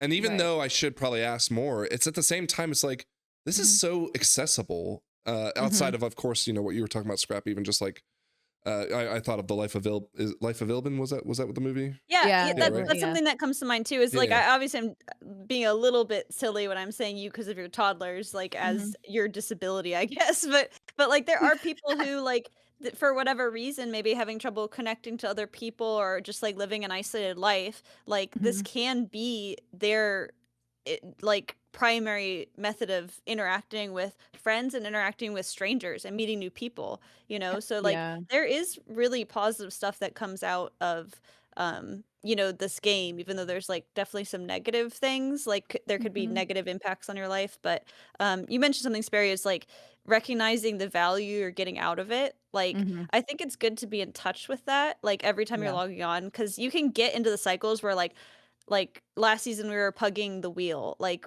our wheel last season we rolled on the wheel just like we did this time, picked classes and stuff, but the game is you solo pugged as much as IO as possible. You can't play with friends. And there was a point where I was like, I'm done with this. Like, yeah, we were it's so toxic we at the higher. Well, yeah, I was dominated that game for like 4 months, and then at a certain point, I was like, I'm not having fun anymore. It's way too toxic. It's like way too hard to get keys, and so like I think people should definitely stay in touch with that. Like if you're just logging on to pug keys and you're miserable every time, it's like, okay, maybe that's not, you're not getting the value that you're putting it. You're spending time on this every day. Like, are you addicted to it or are you getting value out of it? Like, so it's good to be in touch with that. Yeah. Yeah. No, I agree. I think like one of the litmus tests is like, how do you feel when you log on and how do you feel when you log off? Oh, that's good. Uh-oh, that Like, might make Frank quit. Yeah. Like if you're worse for the wear when you get off of this game, then and like obviously that's not just one time because everybody has like a a crappy night. Right, yeah. But like over time of the 3 days that I logged on this week, how many did I actually feel like it added something to my life? Yeah. Yeah. Well, it's so strange too because I feel, you know, there's so many people online who will we've brought them up many times on the podcast, the people who are pug, and of course pugging is very difficult and challenging. But at the same time, I think Blizzard does a good job of trying to give us as many tools as we possibly can to be successful. Yeah, the resilient and the abandoned feature, right? Huge quality of life changes. But like they will be so averse to finding a home for them in a community, right? We'll talk about, you know, coming to our Discord, and don't get me wrong, like we have our clique, we have our, you know, like the 5 of us and Haywire. We'll you know, go run a key and maybe that will isolate some people out. But at the same time, the reason why this whole thing was built was just because Scrap invited me into Discord and we just started talking. And how many people will just avoid that? Not even to say you need to come in and start talking, but like, what advice do you have for people to kind of break that barrier for themselves if maybe they have a mental block? And find the community. I'm scared of, I don't want to use the word scared, but like I'm anxious about finding a community for myself, whether it be because it's difficult for me to communicate, or whether it be because I'm scared that I'm not very good at the game. Like, what kind of advice I feel like do you this have? is a widespread problem because we get comments every week that are like, it's easy for you guys because you have friends, but like I'm alone. And every week we get some variation of that. So yeah, this is going to sound like a really shameless self-plug, but this is the truest answer I could give, and that's to watch streamers. That's to watch WoW stream, like go to Twitch, go to the WoW category, and that's from somebody who I never like had a Twitch account before I started streaming. But one thing I will find is like, okay, there is luck. There is like RNG across the board, and that's with like your loot, that's with the people that you encounter, that's with whatever. However, I will say some of the majority of people that I have now heard the greatest, like, oh my gosh, like I pushed past this barrier I never thought I was going to. I was able to, you know, raid for the first time, or I was able to hit this key for the first time. Like, there's a couple different people that come to mind that are, you know, in chat right now that are like, if I never saw this video or saw the stream, and it's not just mine, it's like there are so many people that will say like new player friendly or Yeah. you know, people who are making guides, they often also stream. So like people who you're seeing that are making guides out there that you're following, watch for their lives, like go to their link tree or go to their website and see when you can get more active in their community.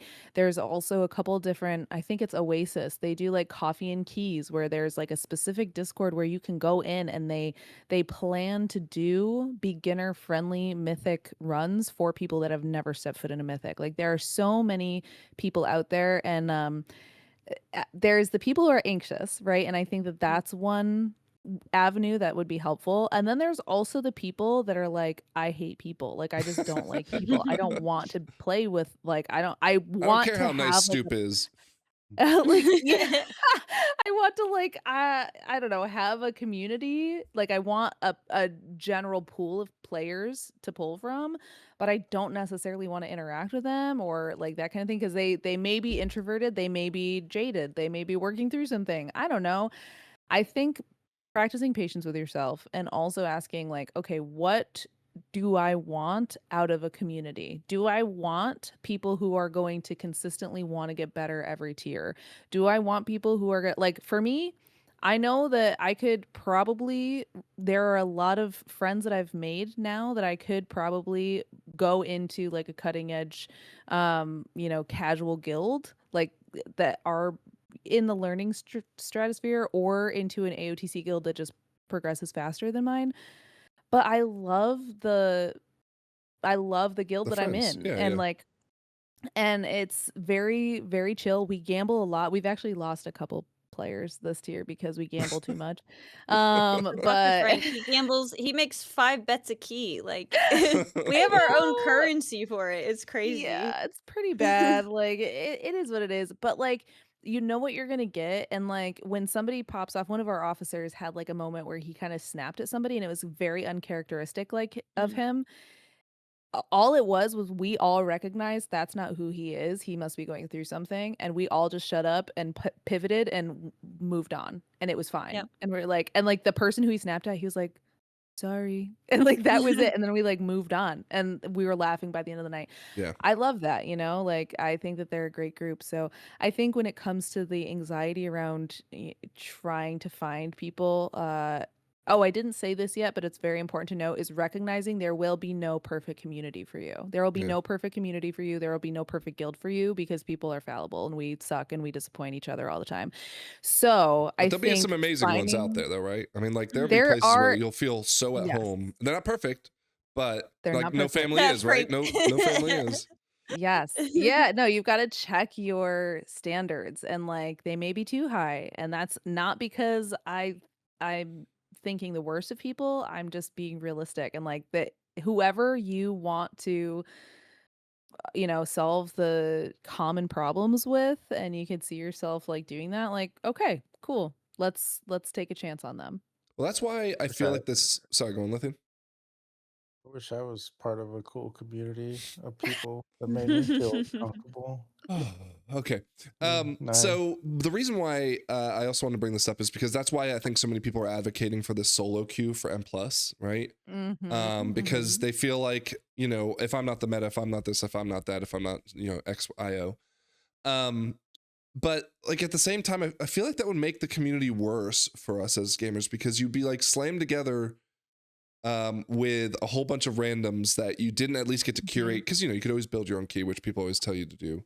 In fact, if you really wanted a solo queue, I saw a tweet about this where it's like, if you want a solo queue, just literally invite the first 3 people that pop up and that's a solo queue, Yeah. right? Like, Yeah, there you you go. don't need to, Yeah. but like that's, I think, you know, for the people who are maybe don't like people or who are not nice or whatever, they're just gonna like build this community within the solo queue where they're all gonna be so toxic to each other. It's just gonna like Yeah. implode upon itself. Not to mention what Yeah. cost will it come to the LFR or LFG. All right, well, let's jump into our personal problems, okay? So Sparey, you've given some great advice on what the general population can do, but clearly we are a much bigger problem to unpack, okay? On Friday, you spent, what was it, 3 keys, so we'll call it like 2 hours with us. Yeah. They may have been longer than that because we didn't time the keys. Yeah, but Lythian says that I was on my best behavior, right? And what I wanted to do was open up the discussion because Lythian has been chomping at the bits to tell me all the things that I can improve upon. Scrapclaw has a lot of things she wants to kind of unburden about. Let's open it up. You guys, come on, take the lead. I just can't help but notice that the way you framed when we were talking to Sparey in Discord, and you framed it like, this is the advice I want. I want to know how to talk to people when they're doing bad at the game. And how do you so it was in fairness, like that. I did that in jest. I don't think so. It was pretty. I don't think you knew. But the reason, personally, the reason why I think I'd struggle with a therapist is because I want people to settle arguments, right? Yes. He wants to be told. No. I think that Frank wants to be told that he's right, and we. Frank can't be wrong. He can't. Here's the reason why I can't be wrong. Okay. Right. Because you're always right. Sparey, you're going to see this all unravel quickly. No, this is. I'm very excited. So Sparey, I have it. I think it was like 4 episodes in a row. Now, in fairness, I don't think Lythian was on the episodes at that time. So Lythian, you're absolved of this. Okay. Where I would state something. Yeah, there it is. Go on. I would say something. Scrapclaw and Technique, who you don't know, but Technique would tell me I'm wrong. And then by the time I went and edited the episode, I would find out that I was right, and they just refused to let that be true, right? Now, I am definitely an argumentative person, okay? But I'm argumentative not because, as they would argue, I need to be right or wrong. In my opinion, I'm argumentative because I don't understand why they're so stupid, right? See how he's framing it, Sparey? Okay, that was the bit. Okay, I'm very logic oriented, so if I don't understand what they're saying, I can't like comprehend why I might be wrong, right? But anyways, the reason why this is, I feel like I want to be the best I can possibly be for them. So at the same time, I don't want to be taken advantage of with the Toxie Jar as my prime example.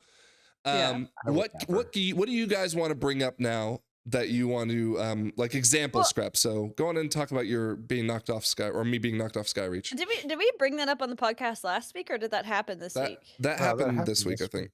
All right, so it happened the other day. We're gonna insert the clip here. I'll mark the time. Okay. Actually, don't insert it yet. Don't insert it yet. I'll describe it and then we'll insert it. Okay? I cross out the time. Okay. What happened is we're at the very end of Skyreach. I don't remember the key level, but it was like a high key. It was like 16 or 17. It was like a 16, yeah, but like one that we timed at pretty low pressure, right? I am on my Demon Hunter. Frank is healing. At a certain point, I get the dot on me, and I am rightfully afraid. So I made an exclamation that I might need help, like I might be dying, and I might need the aid of the healer whose job it is to take care of me. Now, at the same time that I made the exclamation, Frank was summarily knocked off the cliff by the arrow he had on his head for a good 5 seconds before I even made the exclamation, right? And I at first I say, "Oh my God, Frank, did you fall off the cliff?" And he said, "Yes, it's because you distracted me by asking for healing." And I said, "That's your fucking job, man." And then we bickered about it until about the end of the key. Here was my response to it. Yeah. I'll just summarize very quickly. Are you allowed to yell fire in a movie theater? No. She has this tendency. But she has this tendency where she will scream that she's dying, and she is perfectly safe, right? Okay. And that's the thing. So and granted, I have to take the fact that like I didn't see the arrow, right? I just didn't see it full stop. Yeah. When you watch the clip, you're like standing so in the mobs, you can't see the arrow. But well, that might even be beyond that, you'll see my eyes dart over to you. But like I should have still been paying attention, like whatever. But the point is that I was frustrated because it was another example where you will sit there and say, Frank, I'm dying, and yet your like health is at 60% and you're fine. Like everything's okay. I was in the process of dying because I had a dot on me. So, I didn't have time to explain that. As I will take into account that I am responsible for this. What advice do you have for me to stop blaming Scrap for things? Wait, pause. Put the clip in here, and then we'll have the advice. Okay. The clip's gonna be here. You viewers, you tell us who is in the wrong here. Walking at us, dude. All right, driver Screech, get ready. Oh, it hurts so bad. Darkness? It hurts bad? What, did you not want it? I don't know what you want from me. Did you drop it? Yeah. Oh my God. Scrap, are you gonna kick that star? I did. Somebody stunned it. You did not. At my kick's on cooldown, somebody stunned it when I was kicking it. Oh god, I'm dead now. Oh no! Did you? Oh god, did you just fall off? Yeah, because I was looking at your dumbass because you said you're gonna die. I'm sorry, that's your job. And then Oh, I went, boy. this is actually good because I was gonna ask the same question. How can Frank stop blaming me? I By swear the to God, way- it's like that meme where the guy who falls off the bike and he's like, fucking scrap claw. What meme is that? Are you talking about the one where he puts the wheel? The one with the stick in the wheel. bike. Yeah, the bike falls over and he. There Hold was- on, I'll pull it up. You've seen it before. Okay, Yeah. There there was was I- one I- meme. put in I'm the thinking meme of the Eric here. Andre meme where Yeah. No. Okay. Oh yeah, Anyways, the Aragon Sparey, baby. That's a like, stupid one. this is something that they've come to me about before, right? So what do I do to help accept blame when it is my fault? What's some So advice that any- a player could use? You have to accept fault. Yeah, Obviously. you have to get the reps in. So you have to. So the reason why that's the default answer is because the more times your brain completes a circuit, it creates a deeper neural pathway. So like now your default is like whoever is connected to the most recent issue, which it Grievance, sounds like yeah. unfortunately is Scrapclaw. I think that's part of the the neural first- network is that Scrapclaw's name is literally plastered on every wall as we go down. You know? Everyone, Right. and it's just like problem. This is the problem. So yeah, I think I would create a default statement that you could make instead, and Okay. like literally anytime that like any fault is about to be pointed, insert default statement here. And so Can we that's build that gonna statement you- right now? Sure. fucking So- What is a good example of one? God damn it, So- Scrap. My default statement is usually like, oh, my bad. Like that's usually, I mean, you guys probably heard it like a million times, and it may not have even been my bad, but like upon reflection, that's how we learn. Like it's like, okay, oh, my bad. I'm gonna take it. I'm gonna own it. Because Mythic that- is like, I think I'm It's- pretty good at that. it's a lot of personal responsibility in Mythic. So I'm just Yeah. gonna say that. No, and credit to Scrap. way. She is, but at the same time, Scrap, like the things that you do to get yourself killed sometimes are so beyond what Hey, we'd expect that we're Yeah, just I like got a lot going on in my head, man.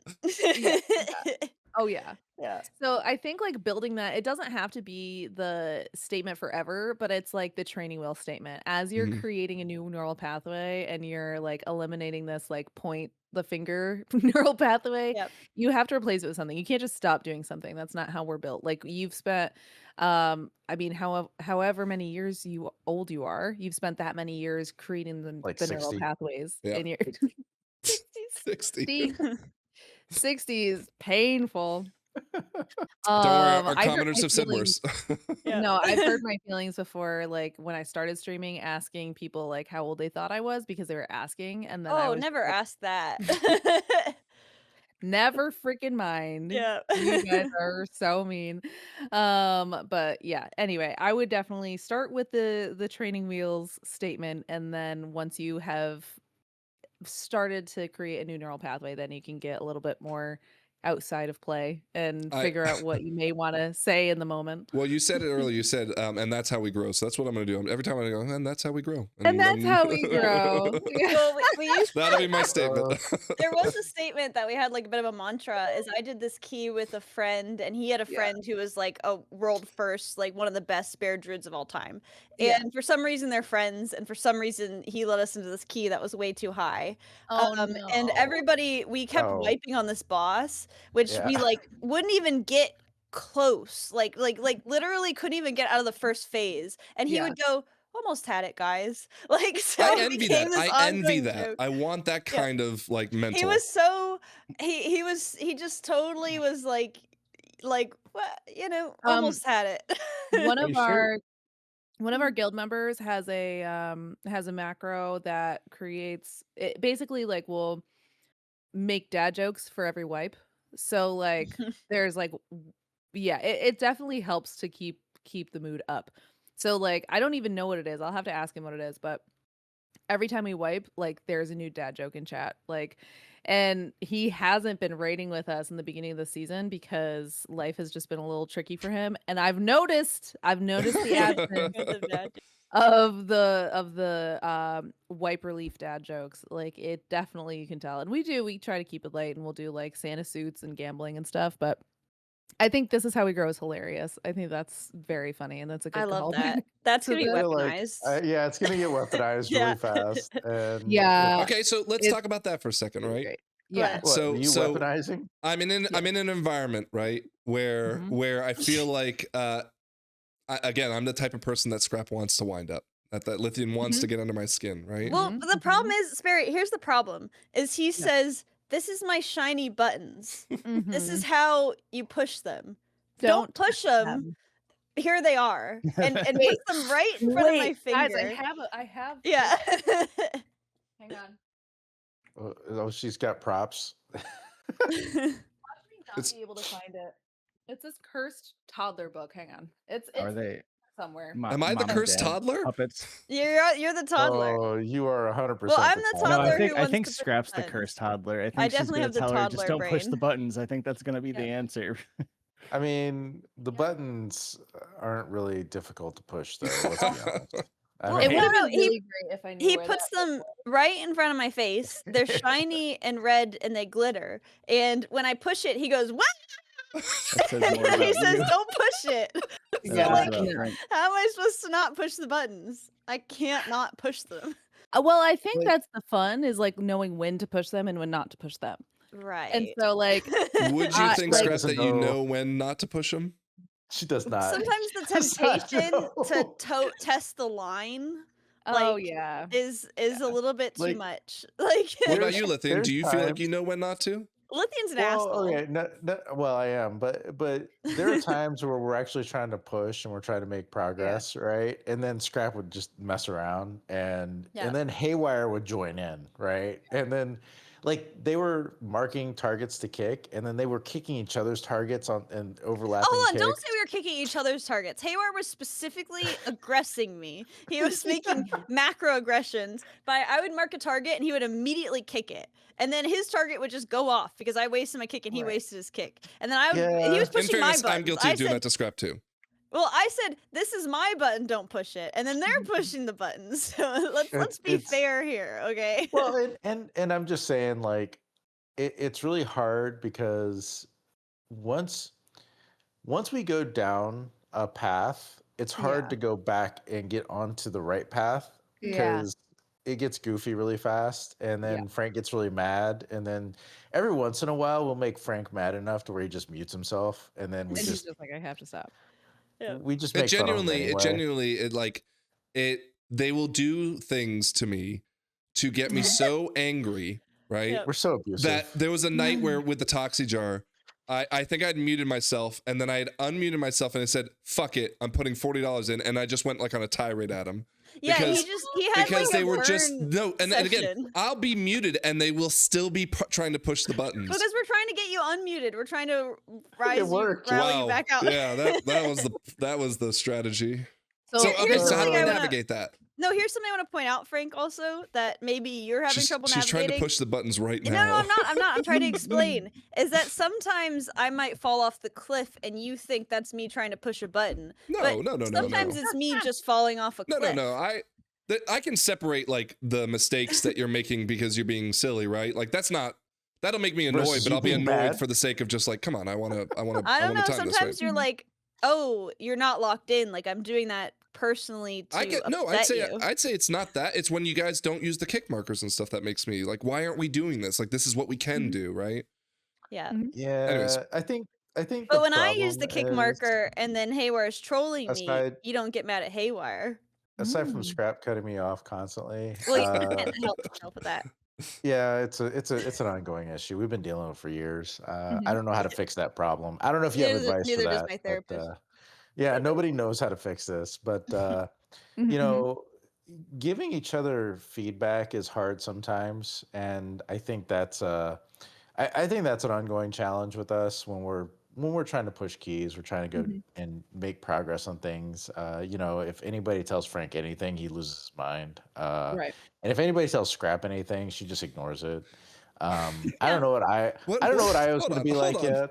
Hold on. But, Why do you say you no. you make these exclamations without any like? What are you talking about? What do you mean I lose my mind if anyone tells me anything?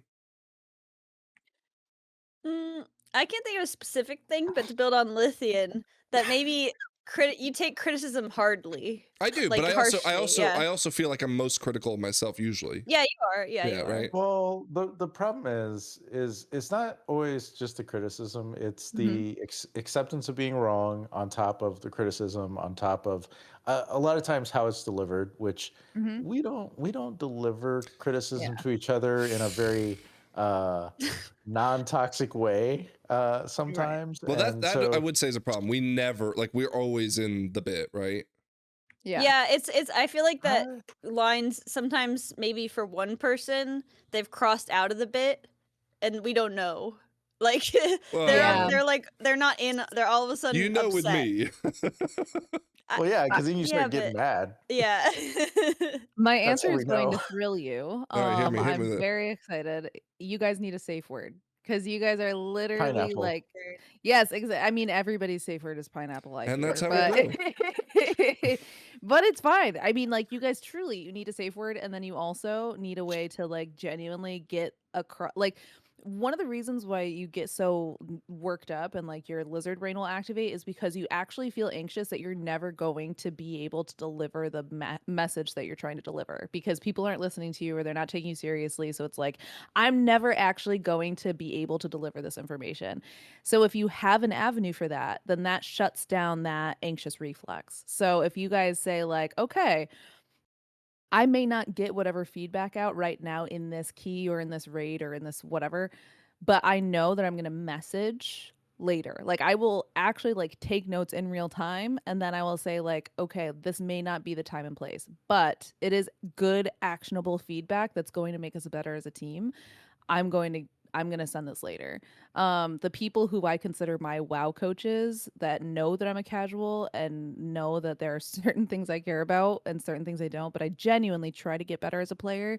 I have a few that will just, the one specifically is the one that used to be my client and will message and literally they won't say anything in chat. Like, I won't even know that they're really lurking necessarily, but will like pop into my Discord DMs and be like, hey, I have a couple thoughts after like this run through. If you want to get together and talk about it. And like, he'll sit there and go through my rotation, go through my logs, help me set up like things to make myself a better player. But he set the own that we're not here to joke around. We're here to figure out like how I'm actually going to improve my play style. And then we can like, then there are other times where we're like, okay, yeah, this is not a learning key. This is a screw around and, you know, yeah, of course, you know, whatever. So I think like a safe word for sure. Also another avenue where you can genuinely put that information that you're afraid is never going to land. Those are two things that'll help. What if they don't respect my safe word?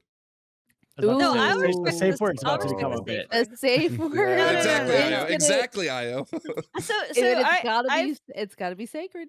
For me, the safe word would totally work. I've told people personally, because I do rib people like a good amount. I take it like, really well because for me it's a game. Like, I'm coming in here to have fun. I'm not taking anything seriously. So I like doing the Nothing ribbing, gets taking under your the skin. ribbing, Like but I've and again, I envy that.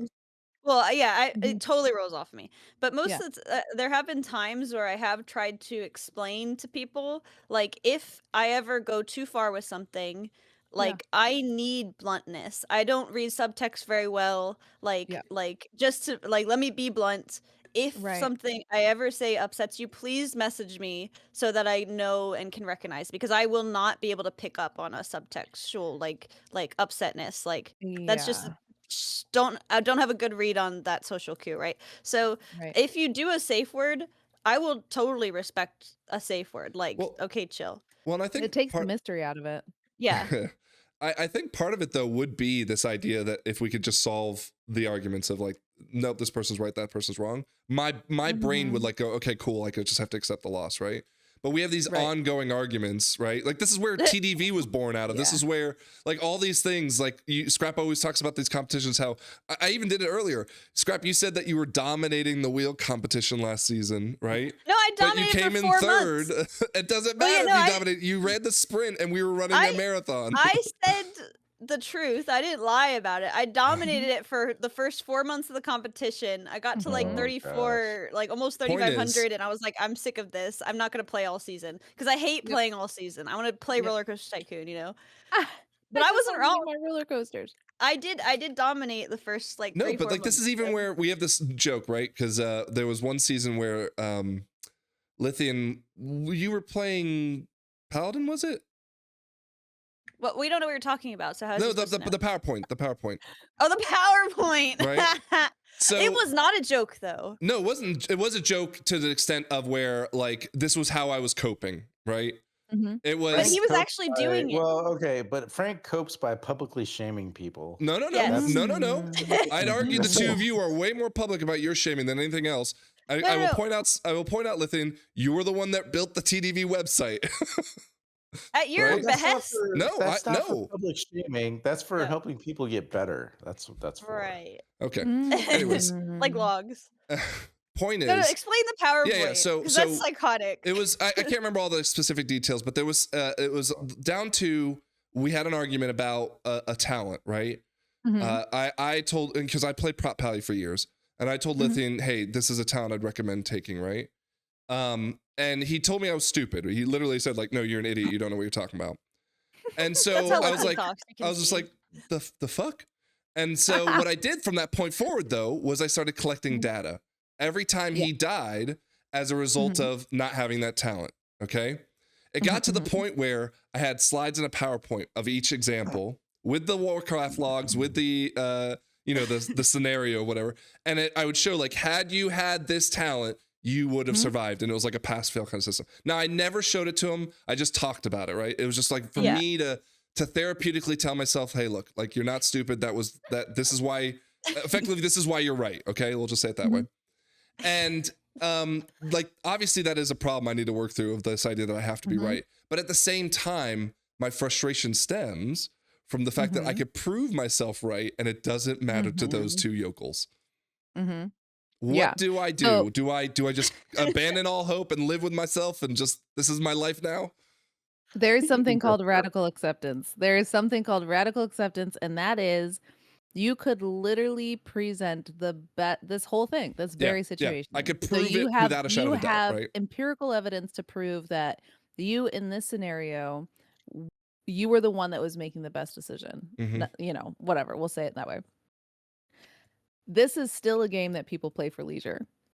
And so if somebody does not want to do that, then they are well within their right not to do that. So the radical acceptance part is, and it sounds like you did your own version of radical acceptance. You kind of like, you self-affirmed. Extreme radical I acceptance. think so there was a lot of shaming him out of working on the PowerPoint, because there was a point where I was like, wait, are you actually making a PowerPoint? Because no, you didn't. Scrap. You know how competitive I am. You know how competitive I am. I know, but there was a moment where I was no like, shame. There was no shame at all. I pick it up in a heartbeat. It's like a very Smeagol Golem way to cope, but it's okay. Like, did you say that Smeagol Golem is a clinical term? I would say that in this case, yes, it is a clinical term. You've been diagnosed with Smeagol Golem. Right? Yeah, Smeagol Golem syndrome. So yeah, I would say that my precious PowerPoint. When you can feel your precious PowerPoint, when you can feel that frustration rising up, like sometimes you just have to recognize that it may even be for the bit. Like it may be the more you dig your heels in, the more somebody else is like, well, I'm definitely not going to do that, because there is this thing called demand avoidance. Not diagnosing you with anything, Lythian, don't worry about it. But there is this thing called demand avoidance. I know it well because I have it. And that's where if somebody tells you something, you will literally do anything to do the opposite. Like there have been times never do that. It's like it's like this time where Scrap told me to watch a video and I decided I'm not doing that. Like literally, he's gonna watch that demand video. avoidance is like if you have like that, and also if I'm doing dishes and if like somebody's like, oh, thanks for finally doing those dishes, like I will put them down and turn the water off right now. Like I don't do that to me. Like I can't comprehend that. Like that, I would shut down immediately with you, but in the opposite way. Yeah. Like I just can't do it. I'd be like, wait, what? This is like I just so if you recognize this is how you become a better leader, in my opinion. Okay. And it's knowing your team. It's making this is like dark psychology 101. This is manipulation 101. And it's funny because Oh, your don't whole teach team them is how to here. manipulate us. So That's now gonna they're be gonna be dangerous. watching for it. But you've got to ask questions and get people to find the answer on their own. That's The therapy in a aha nutshell. moment, yeah. That is therapy in a nutshell, is you make people the heroes of their own story, and you allow them and you empower them to arrive at the answer that you would like them to arrive at. I wish I was a hero. I think honestly, I just have to accept it. It's just it's a rock and like I'm stuck between a rock and a hard place because I'm stubborn Well, I don't know. in that sense, Yeah. but also Lythian is equally as stubborn in the opposite direction, and I'm just like, I'm why unbelievably am I living for stubborn this? also. Unfortunately, in a power struggle, somebody has to yield. Yeah. So that's just what it is. But Like the a thing power, is, yeah. we don't want the power. Like, we're Yes. chill. You just we want just the don't want to struggle. be Yeah, heavily. yeah, we want the struggle. 100%. Like, I respect Frank trying to get us to be as good as we can be, but Yeah. sometimes the micromanaging is a little intense, right? Mhm, Like, it mhm. seems like Ioski knows all about that. yeah, and And- you can't help but make fun of it when you see Well, it. hold on. Is it micromanaging though? And I'm asking this to the team. Like, do you feel like it's micromanaging if I'm trying to shot call? No, I think shot calling is fine. I think sometimes I think it's more prevalent when you're on your paladin that you're trying to do like everything. Like you're Okay, trying to do okay. every fucking job and try. It's like you don't trust So us with micromanaging within my own Yeah, like yeah. capabilities. Okay. Right. And I think Yeah. that's kind of like an easy way to kind of point out what's happening, but it's also like, if for example, if I'm saying, do you want darkness here or something, you being like, absolutely not, I can have it. And then there Yeah. will be times where we die and you're like, I didn't have it. It's like, well, why don't you use like what we have? Yeah. Like you can that will make us a better, like if you want to lead, like I know that you don't want to always manage like all our cooldowns and whatever the fuck, Mhm. but Yeah. like you don't have to do all that stuff yourself. You can ask for Lythian to do Ring of Peace. Like you can ask for something But isn't this that or a kick on something micromanaging though? specific. I think that's more like communication, right? If somebody is leading, that's shot calling, right? I think I guess maybe not micromanaging, but like being a control freak, which I know you are. Yeah, of course I am. Like, Yeah. but like that Without a you doubt. just you are. you're trying Without to a play every fucking role, right? Like, and it's Mhm. like it takes away our agency, and then we don't have as much responsibility. I'm just looking at my DPS number, whatever. And it's like better to kind of give us like things to work on. And I get your frustration where it's like you give us like this very simple thing of like you need to do kick markers or whatever the fuck. But it's also like and then that's not always being followed up on. But it's like I am trying to do that. Lithian's doing that. Haywire is the goblin who's fucking around with that most of the time, honestly. No, I like know- sorry, go on. No, No, I was that's just it. gonna say that sorry, everybody's trying to talk now. I was just gonna say that like the difference I think that these guys are talking about with like the micromanagement is like in crisis, if we say that like our runs are the crisis, that's when people For our want one environment, it is. clear, concise voice that's like, okay, do this, do this, do this, do this, do this now, do this now. Like that's good. That's not micromanagement. I would say teaching people or telling people directly how you want them to build their talents, their their class or whatever.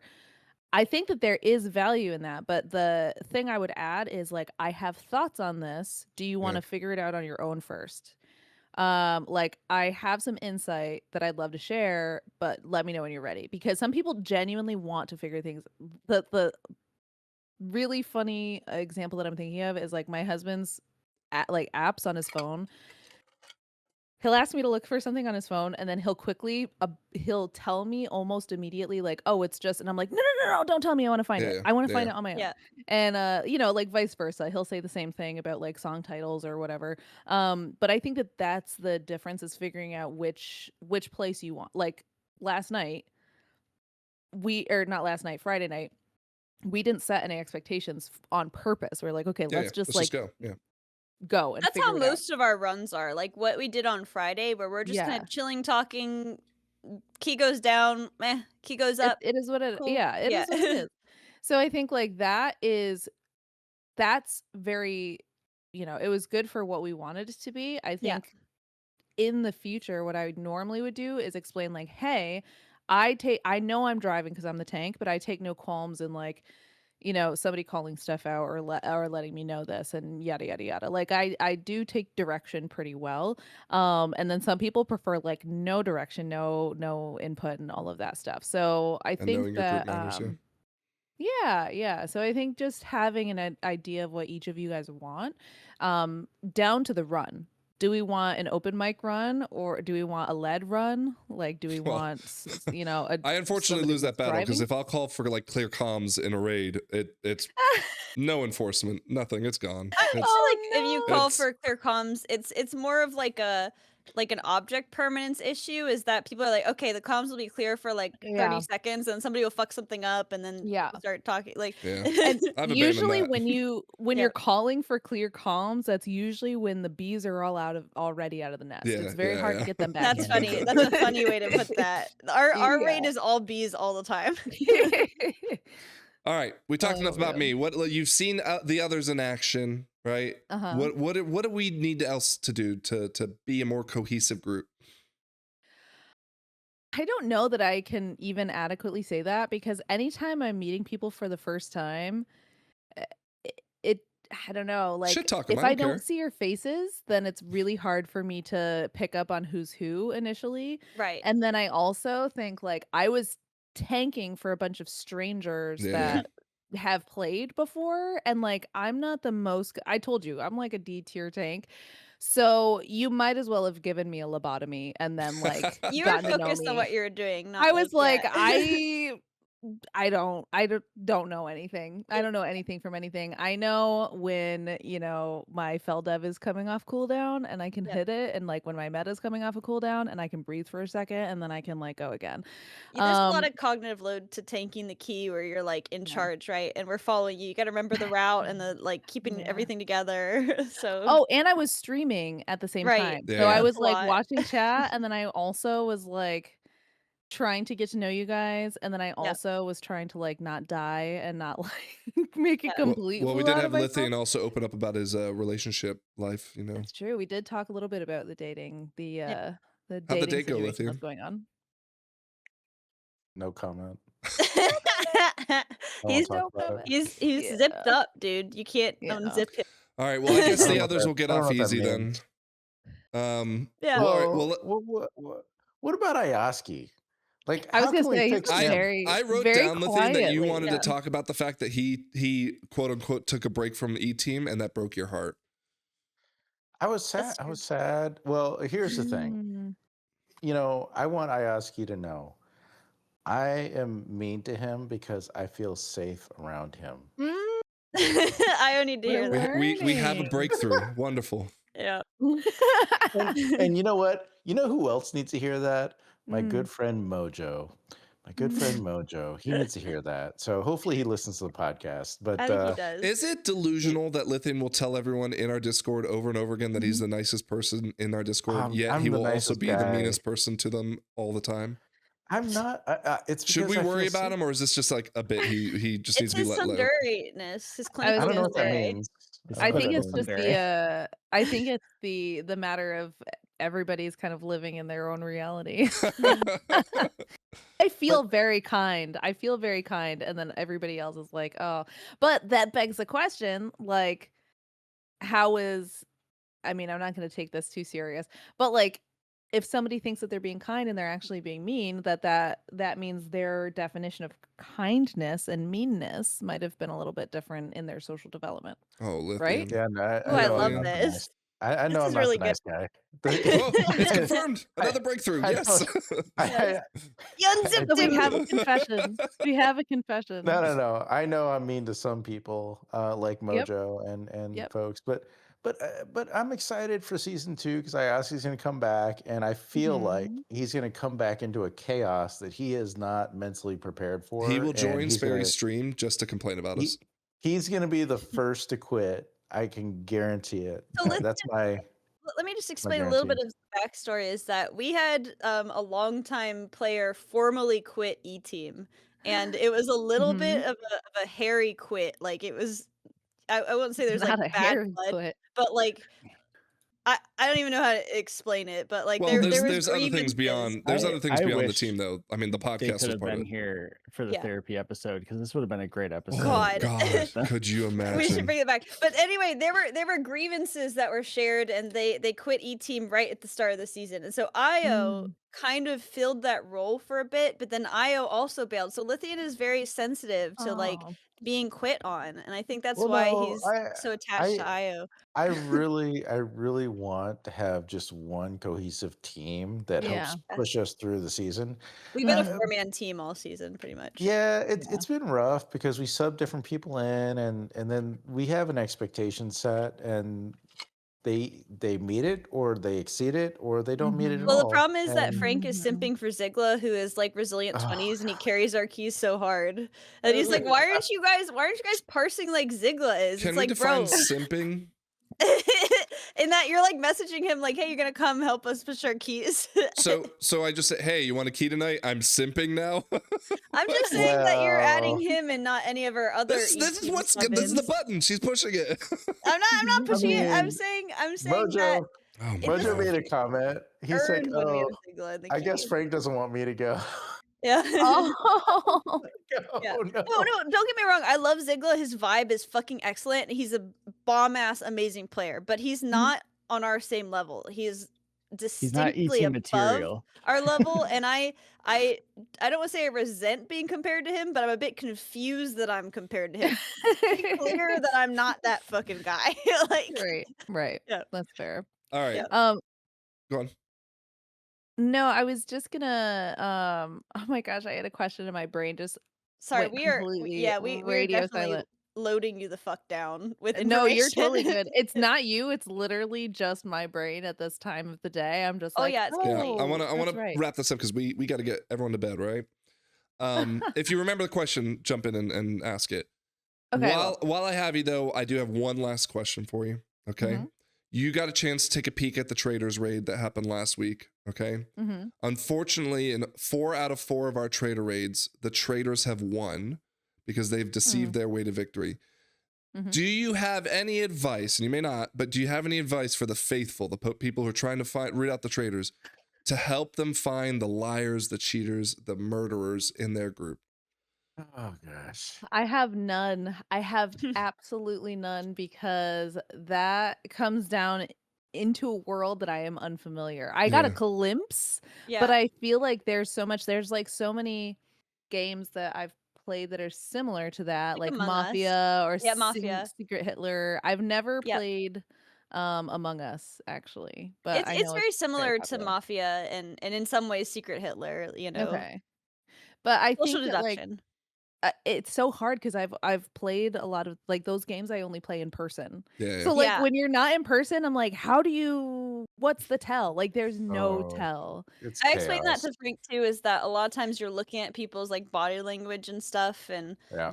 You're looking you at know, their there's more face to and go like on. their tone. Yeah, but it's definitely hard, right? Because there's some people that you be quiet the pledged whole time. allegiance to Zigla like halfway through and did not question it at all. I picked the wrong horse on that one. I really thought I Dang. really trusted him, and I fucked up. That But in my defense, so did everybody else. Okay, there was nobody who was saying, I don't know about this guy. So Oh right. man, no, I have no help for that, but I do remember what my question was, and it was I know that Scrap got a healer this time for the Yeah, from the Mistweaver. wheel, but what did the wheel give everybody else? Like just Survival Hunter. these guys right here. You got Survival Hunter? Yeah. I mean, Outlaw Rogue. ooh, interesting. Okay, what did you get? And Frank? I'm the tank. I'm Blood DK. Oh, interesting. And what healer did you get, Scrap? What was it? Mistweaver. Mistweaver? Yeah. And then our 5th is Demonology Warlock. So Yeah. you can Interesting. imagine with all the dysfunction we have now that we are officially, locking in, we're going for MDI, right? We're going to qualify. You can only imagine 100%. what kind of, problems we'll need your help working through in season 2. Well, I have never healed ever. That's the first one. That's the first problem right Ever. So, but I also had never played a caster. Yeah. And I jumped fully into that. Look, like here- this season. I'm Go gonna on, buy. Go on, I was going to say it, but I can't. Say it. What are you gonna say? No, I was just gonna make a joke about that she might be giving herself too much grace with that one. Look, I'm how's it playing working as out? good as Haywire and his No, character, and he's here's what I'm fucking gonna do. played his whole life. So I'm gonna pay for several VOD reviews from Megaset for you. Please. And but you have to take the advice. She will. I'll I don't take think advice. she's not I like feel me. like She's I'm not very averse to it. receptive to coaching from people who are very specific, like, and know the class, right? That's my commitment to you for next season, because I think that's gonna be Yes. needed. How many are you getting me? 4? 5? Well, I want to see how well you improve off the first one, and then we might have to buy like a follow-up. We'll have to buy a pack of 20 Weekly. Yeah. We have a pack of 20, yeah. Weekly VOD review. You know what actually just came up on the topic of feedback? Sorry, I have cookie scraps. I have a bowl of chocolate I have a cookie moon scraps pie on my desk. Ooh. that I'm Ooh, literally just eating sorry, chocolate chip cookie Cookie scraps. dough? Nice. Cooked cookie dough, essentially. It's just like Okay, cool. scraps of sad cookies. But yeah, one thing that my like WoW coach friend always does is tell me why you did this. And normally I'll be like, I don't freaking know. Yeah. I mean, tell me more. And so sometimes that's like the curious, not furious thing. Yeah, yeah. When you open up the feedback is like, okay, tell me why you did this. Like, why are you doing this in your rotation, or why did you pick these talents? Because then you can usually like tease out more. That is more bringing it back to like a serious tone when we're not being very serious. But it just was a brain blast. I had to let it fly. But the truth is, I feel like. Sorry, I just want to jump on the back of that though. No, you're good. Go on quick.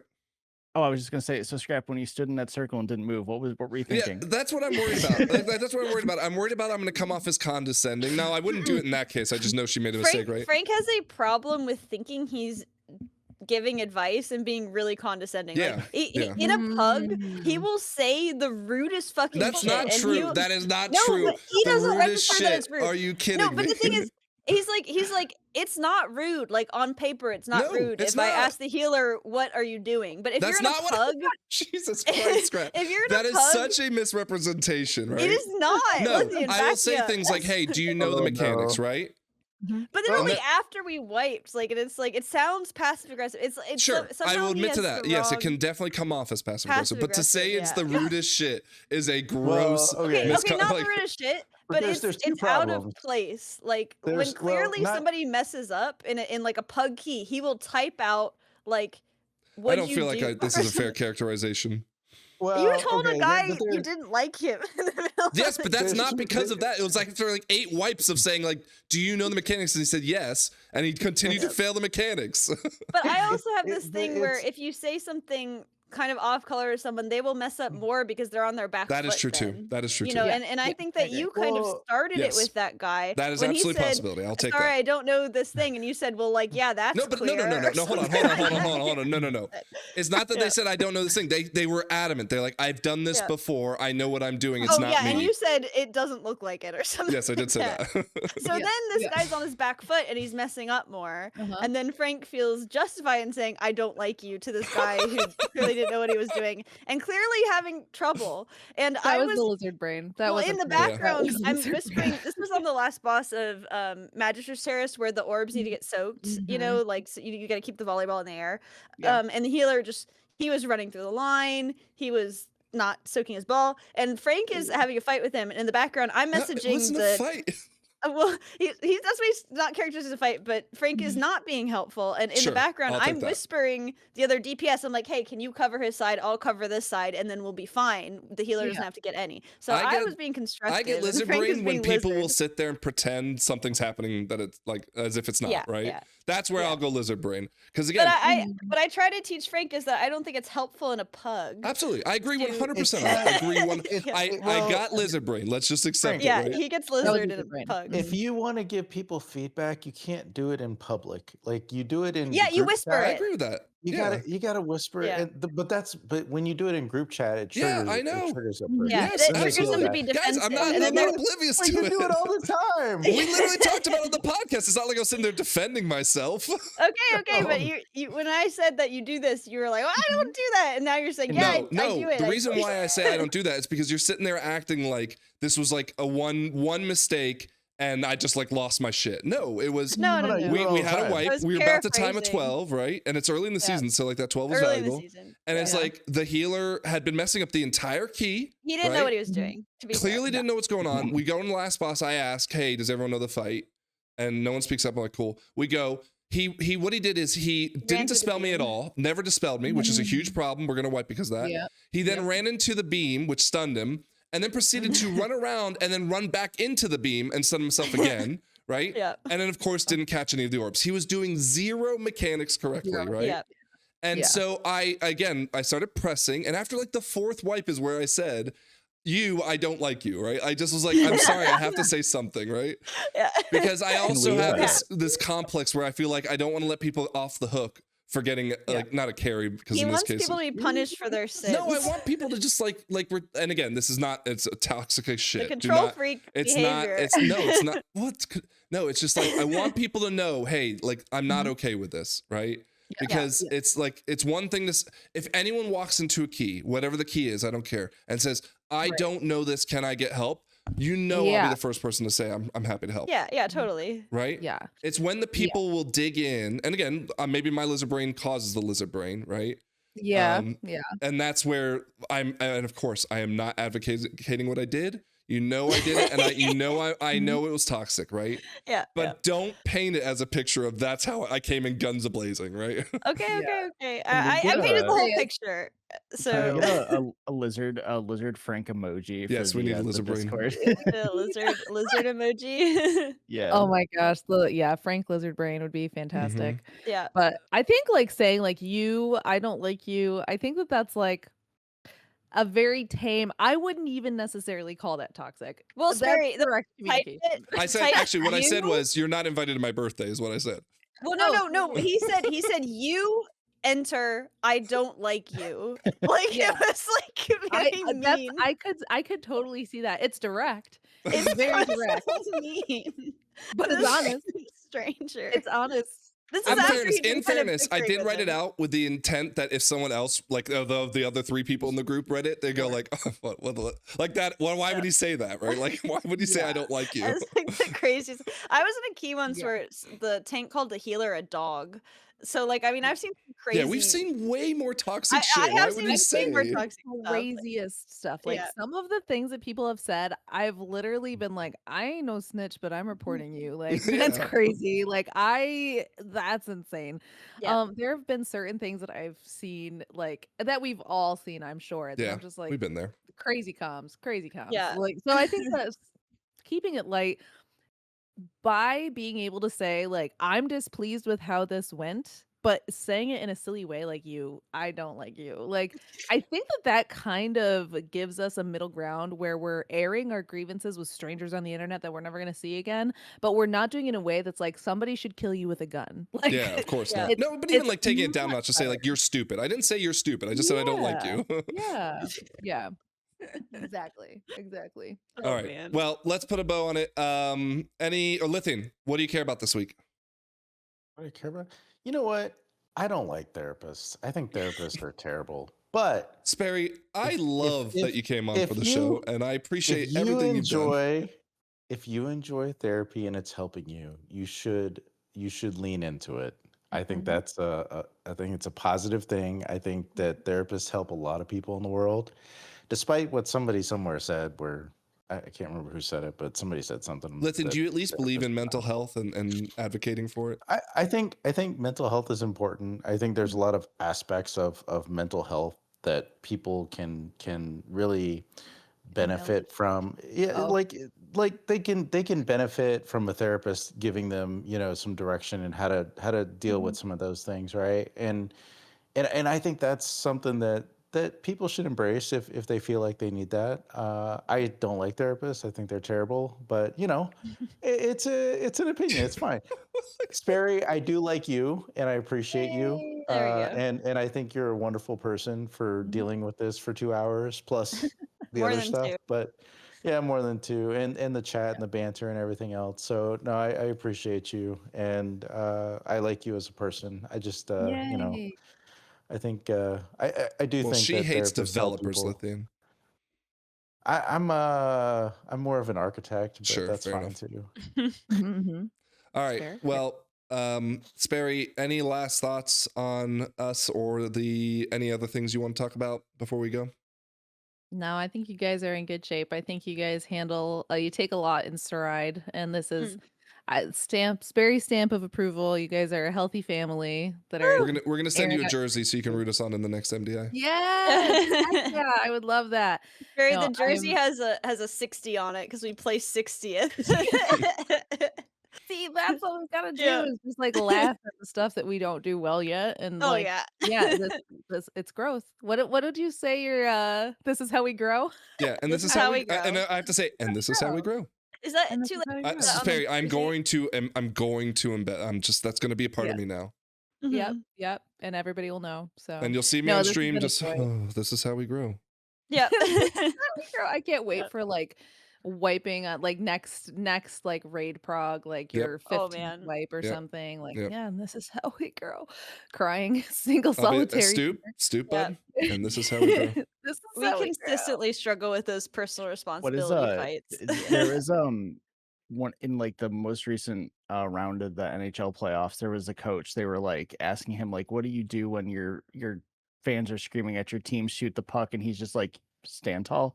That's what you say. You stand tall. Stand tall. Stand tall. And That's, Oh, I'm that gonna made me adopt it. You think guys of- are gonna. It's yeah, gonna be a stand thing tall. where you guys are gonna throw that back at me, but that's okay.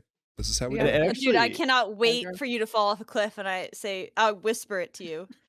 You won't because It's so I'm going to again. I'm calling it. This is where the posy jar comes in, right? Yeah, Every we need time- the posy jar next Yeah, time. I'm going to jar. do the posy jar next time. Every time I say, and this is how we grow, I'm going to add $10 in. I'm going to buy something nice for me. I tell you what, like Yes. bringing my therapy speak is Frank. Mhm. Can you make an intention that you're gonna do a posy jar next season? Yeah, absolutely.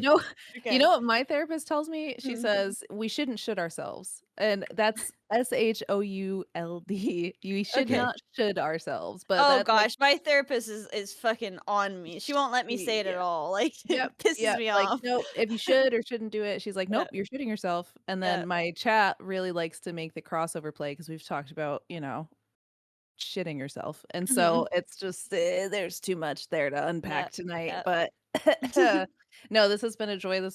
Has been a lot of fun. I'm very excited Yay! to meet you guys. And Yeah, if we'll you see Maybe at you should BlizzCon, come right? to one of our Traitor raids and, Yeah. and try your hand at social deduction. Oh my gosh. Yeah, I might. That sounds like quite a lot of fun. It's a You piqued lot. my interest around the last We'll one.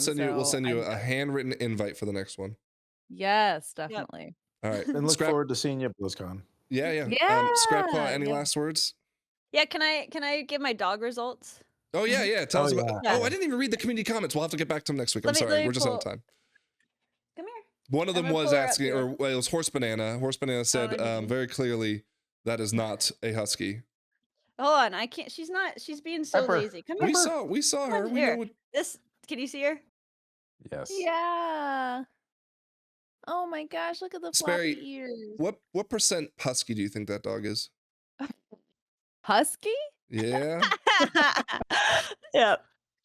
Well, I am not a dog expert, but I am willing to bet probably less than 1. How about It's 0? It's 0. So Frank's gonna put up the breed results, but she's 30% pit bull, and the next thing is chow chow. So that's where she gets her Oh. fluffiness. But I think she looks more like a husky than a chow chow. The ears Like- are German Shepherd. Yeah, she's got a lot of German Husky. Shepherd, but mostly pit bull, and then like German Shepherd, Golden Retriever. But Yeah. the next highest thing is chow chow. So I don't know. I'm a Chow little chow. surprised by I that. don't even. That's crazy. I see pity, obviously, She but got she looks very pity. I knew she had pit in her, right? But only 30% pity, Yeah. and then she's just a lot of mutt.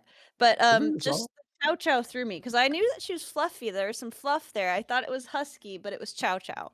So, but I stand by. I think it was more like a husky than a Chow Chow. You ever get husky and Chow Chow confused? You'll know why. They're very fluffy.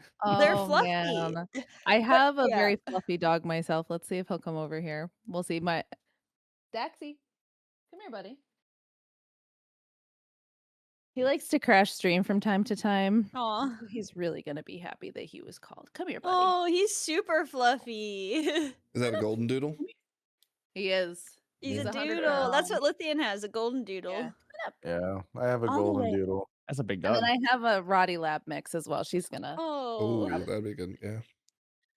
Oh, My look at golden doodle. her. Oh, look My at that golden doodle. doodle. Lythian is a Yeah. cute dog. This It's is a- D'Artagnan.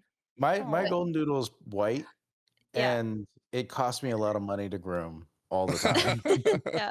We That's- groom him by I when I didn't want to be in social work while I was getting my social work degrees, I became a dog groomer. Oh, okay. So that's good. Maybe you Yeah. should pick up dog grooming, Lythian. I will Yeah. not. Save I you will some not. money. No, thank you. All right, Ioski, last words. I don't have anything specific unrelated to WoW.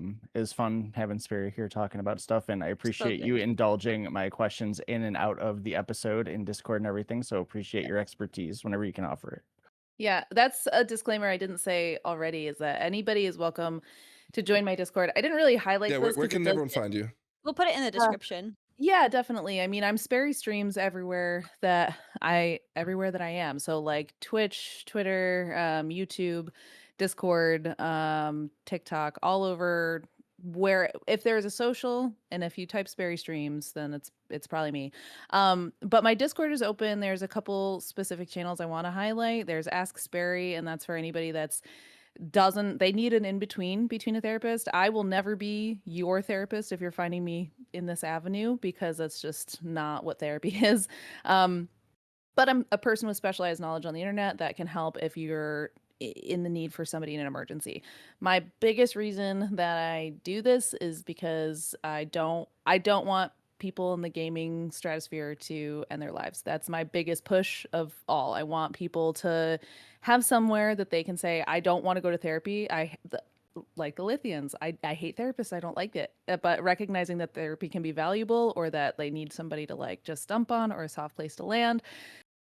That's what I hope to be. So my Discord is open. My DMs are open. You can always add me in game if you'd like. I hope to be available to anybody that is in a crisis. And so I won't be your therapist, especially long term, but I'll be here to listen if you feel like there's just like no more gas in your tank. So yeah, that's what I'm here for. And if you have just questions like we've been talking here and there, I love to help normalize the really sometimes mystifying world of what therapy is. And yeah.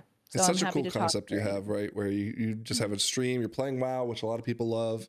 And honestly, a lot of people who play WoW, I think, want some more mental health avenues for themselves, and just coming by and even just listening to other people can be therapeutic, right? Like, so Yeah.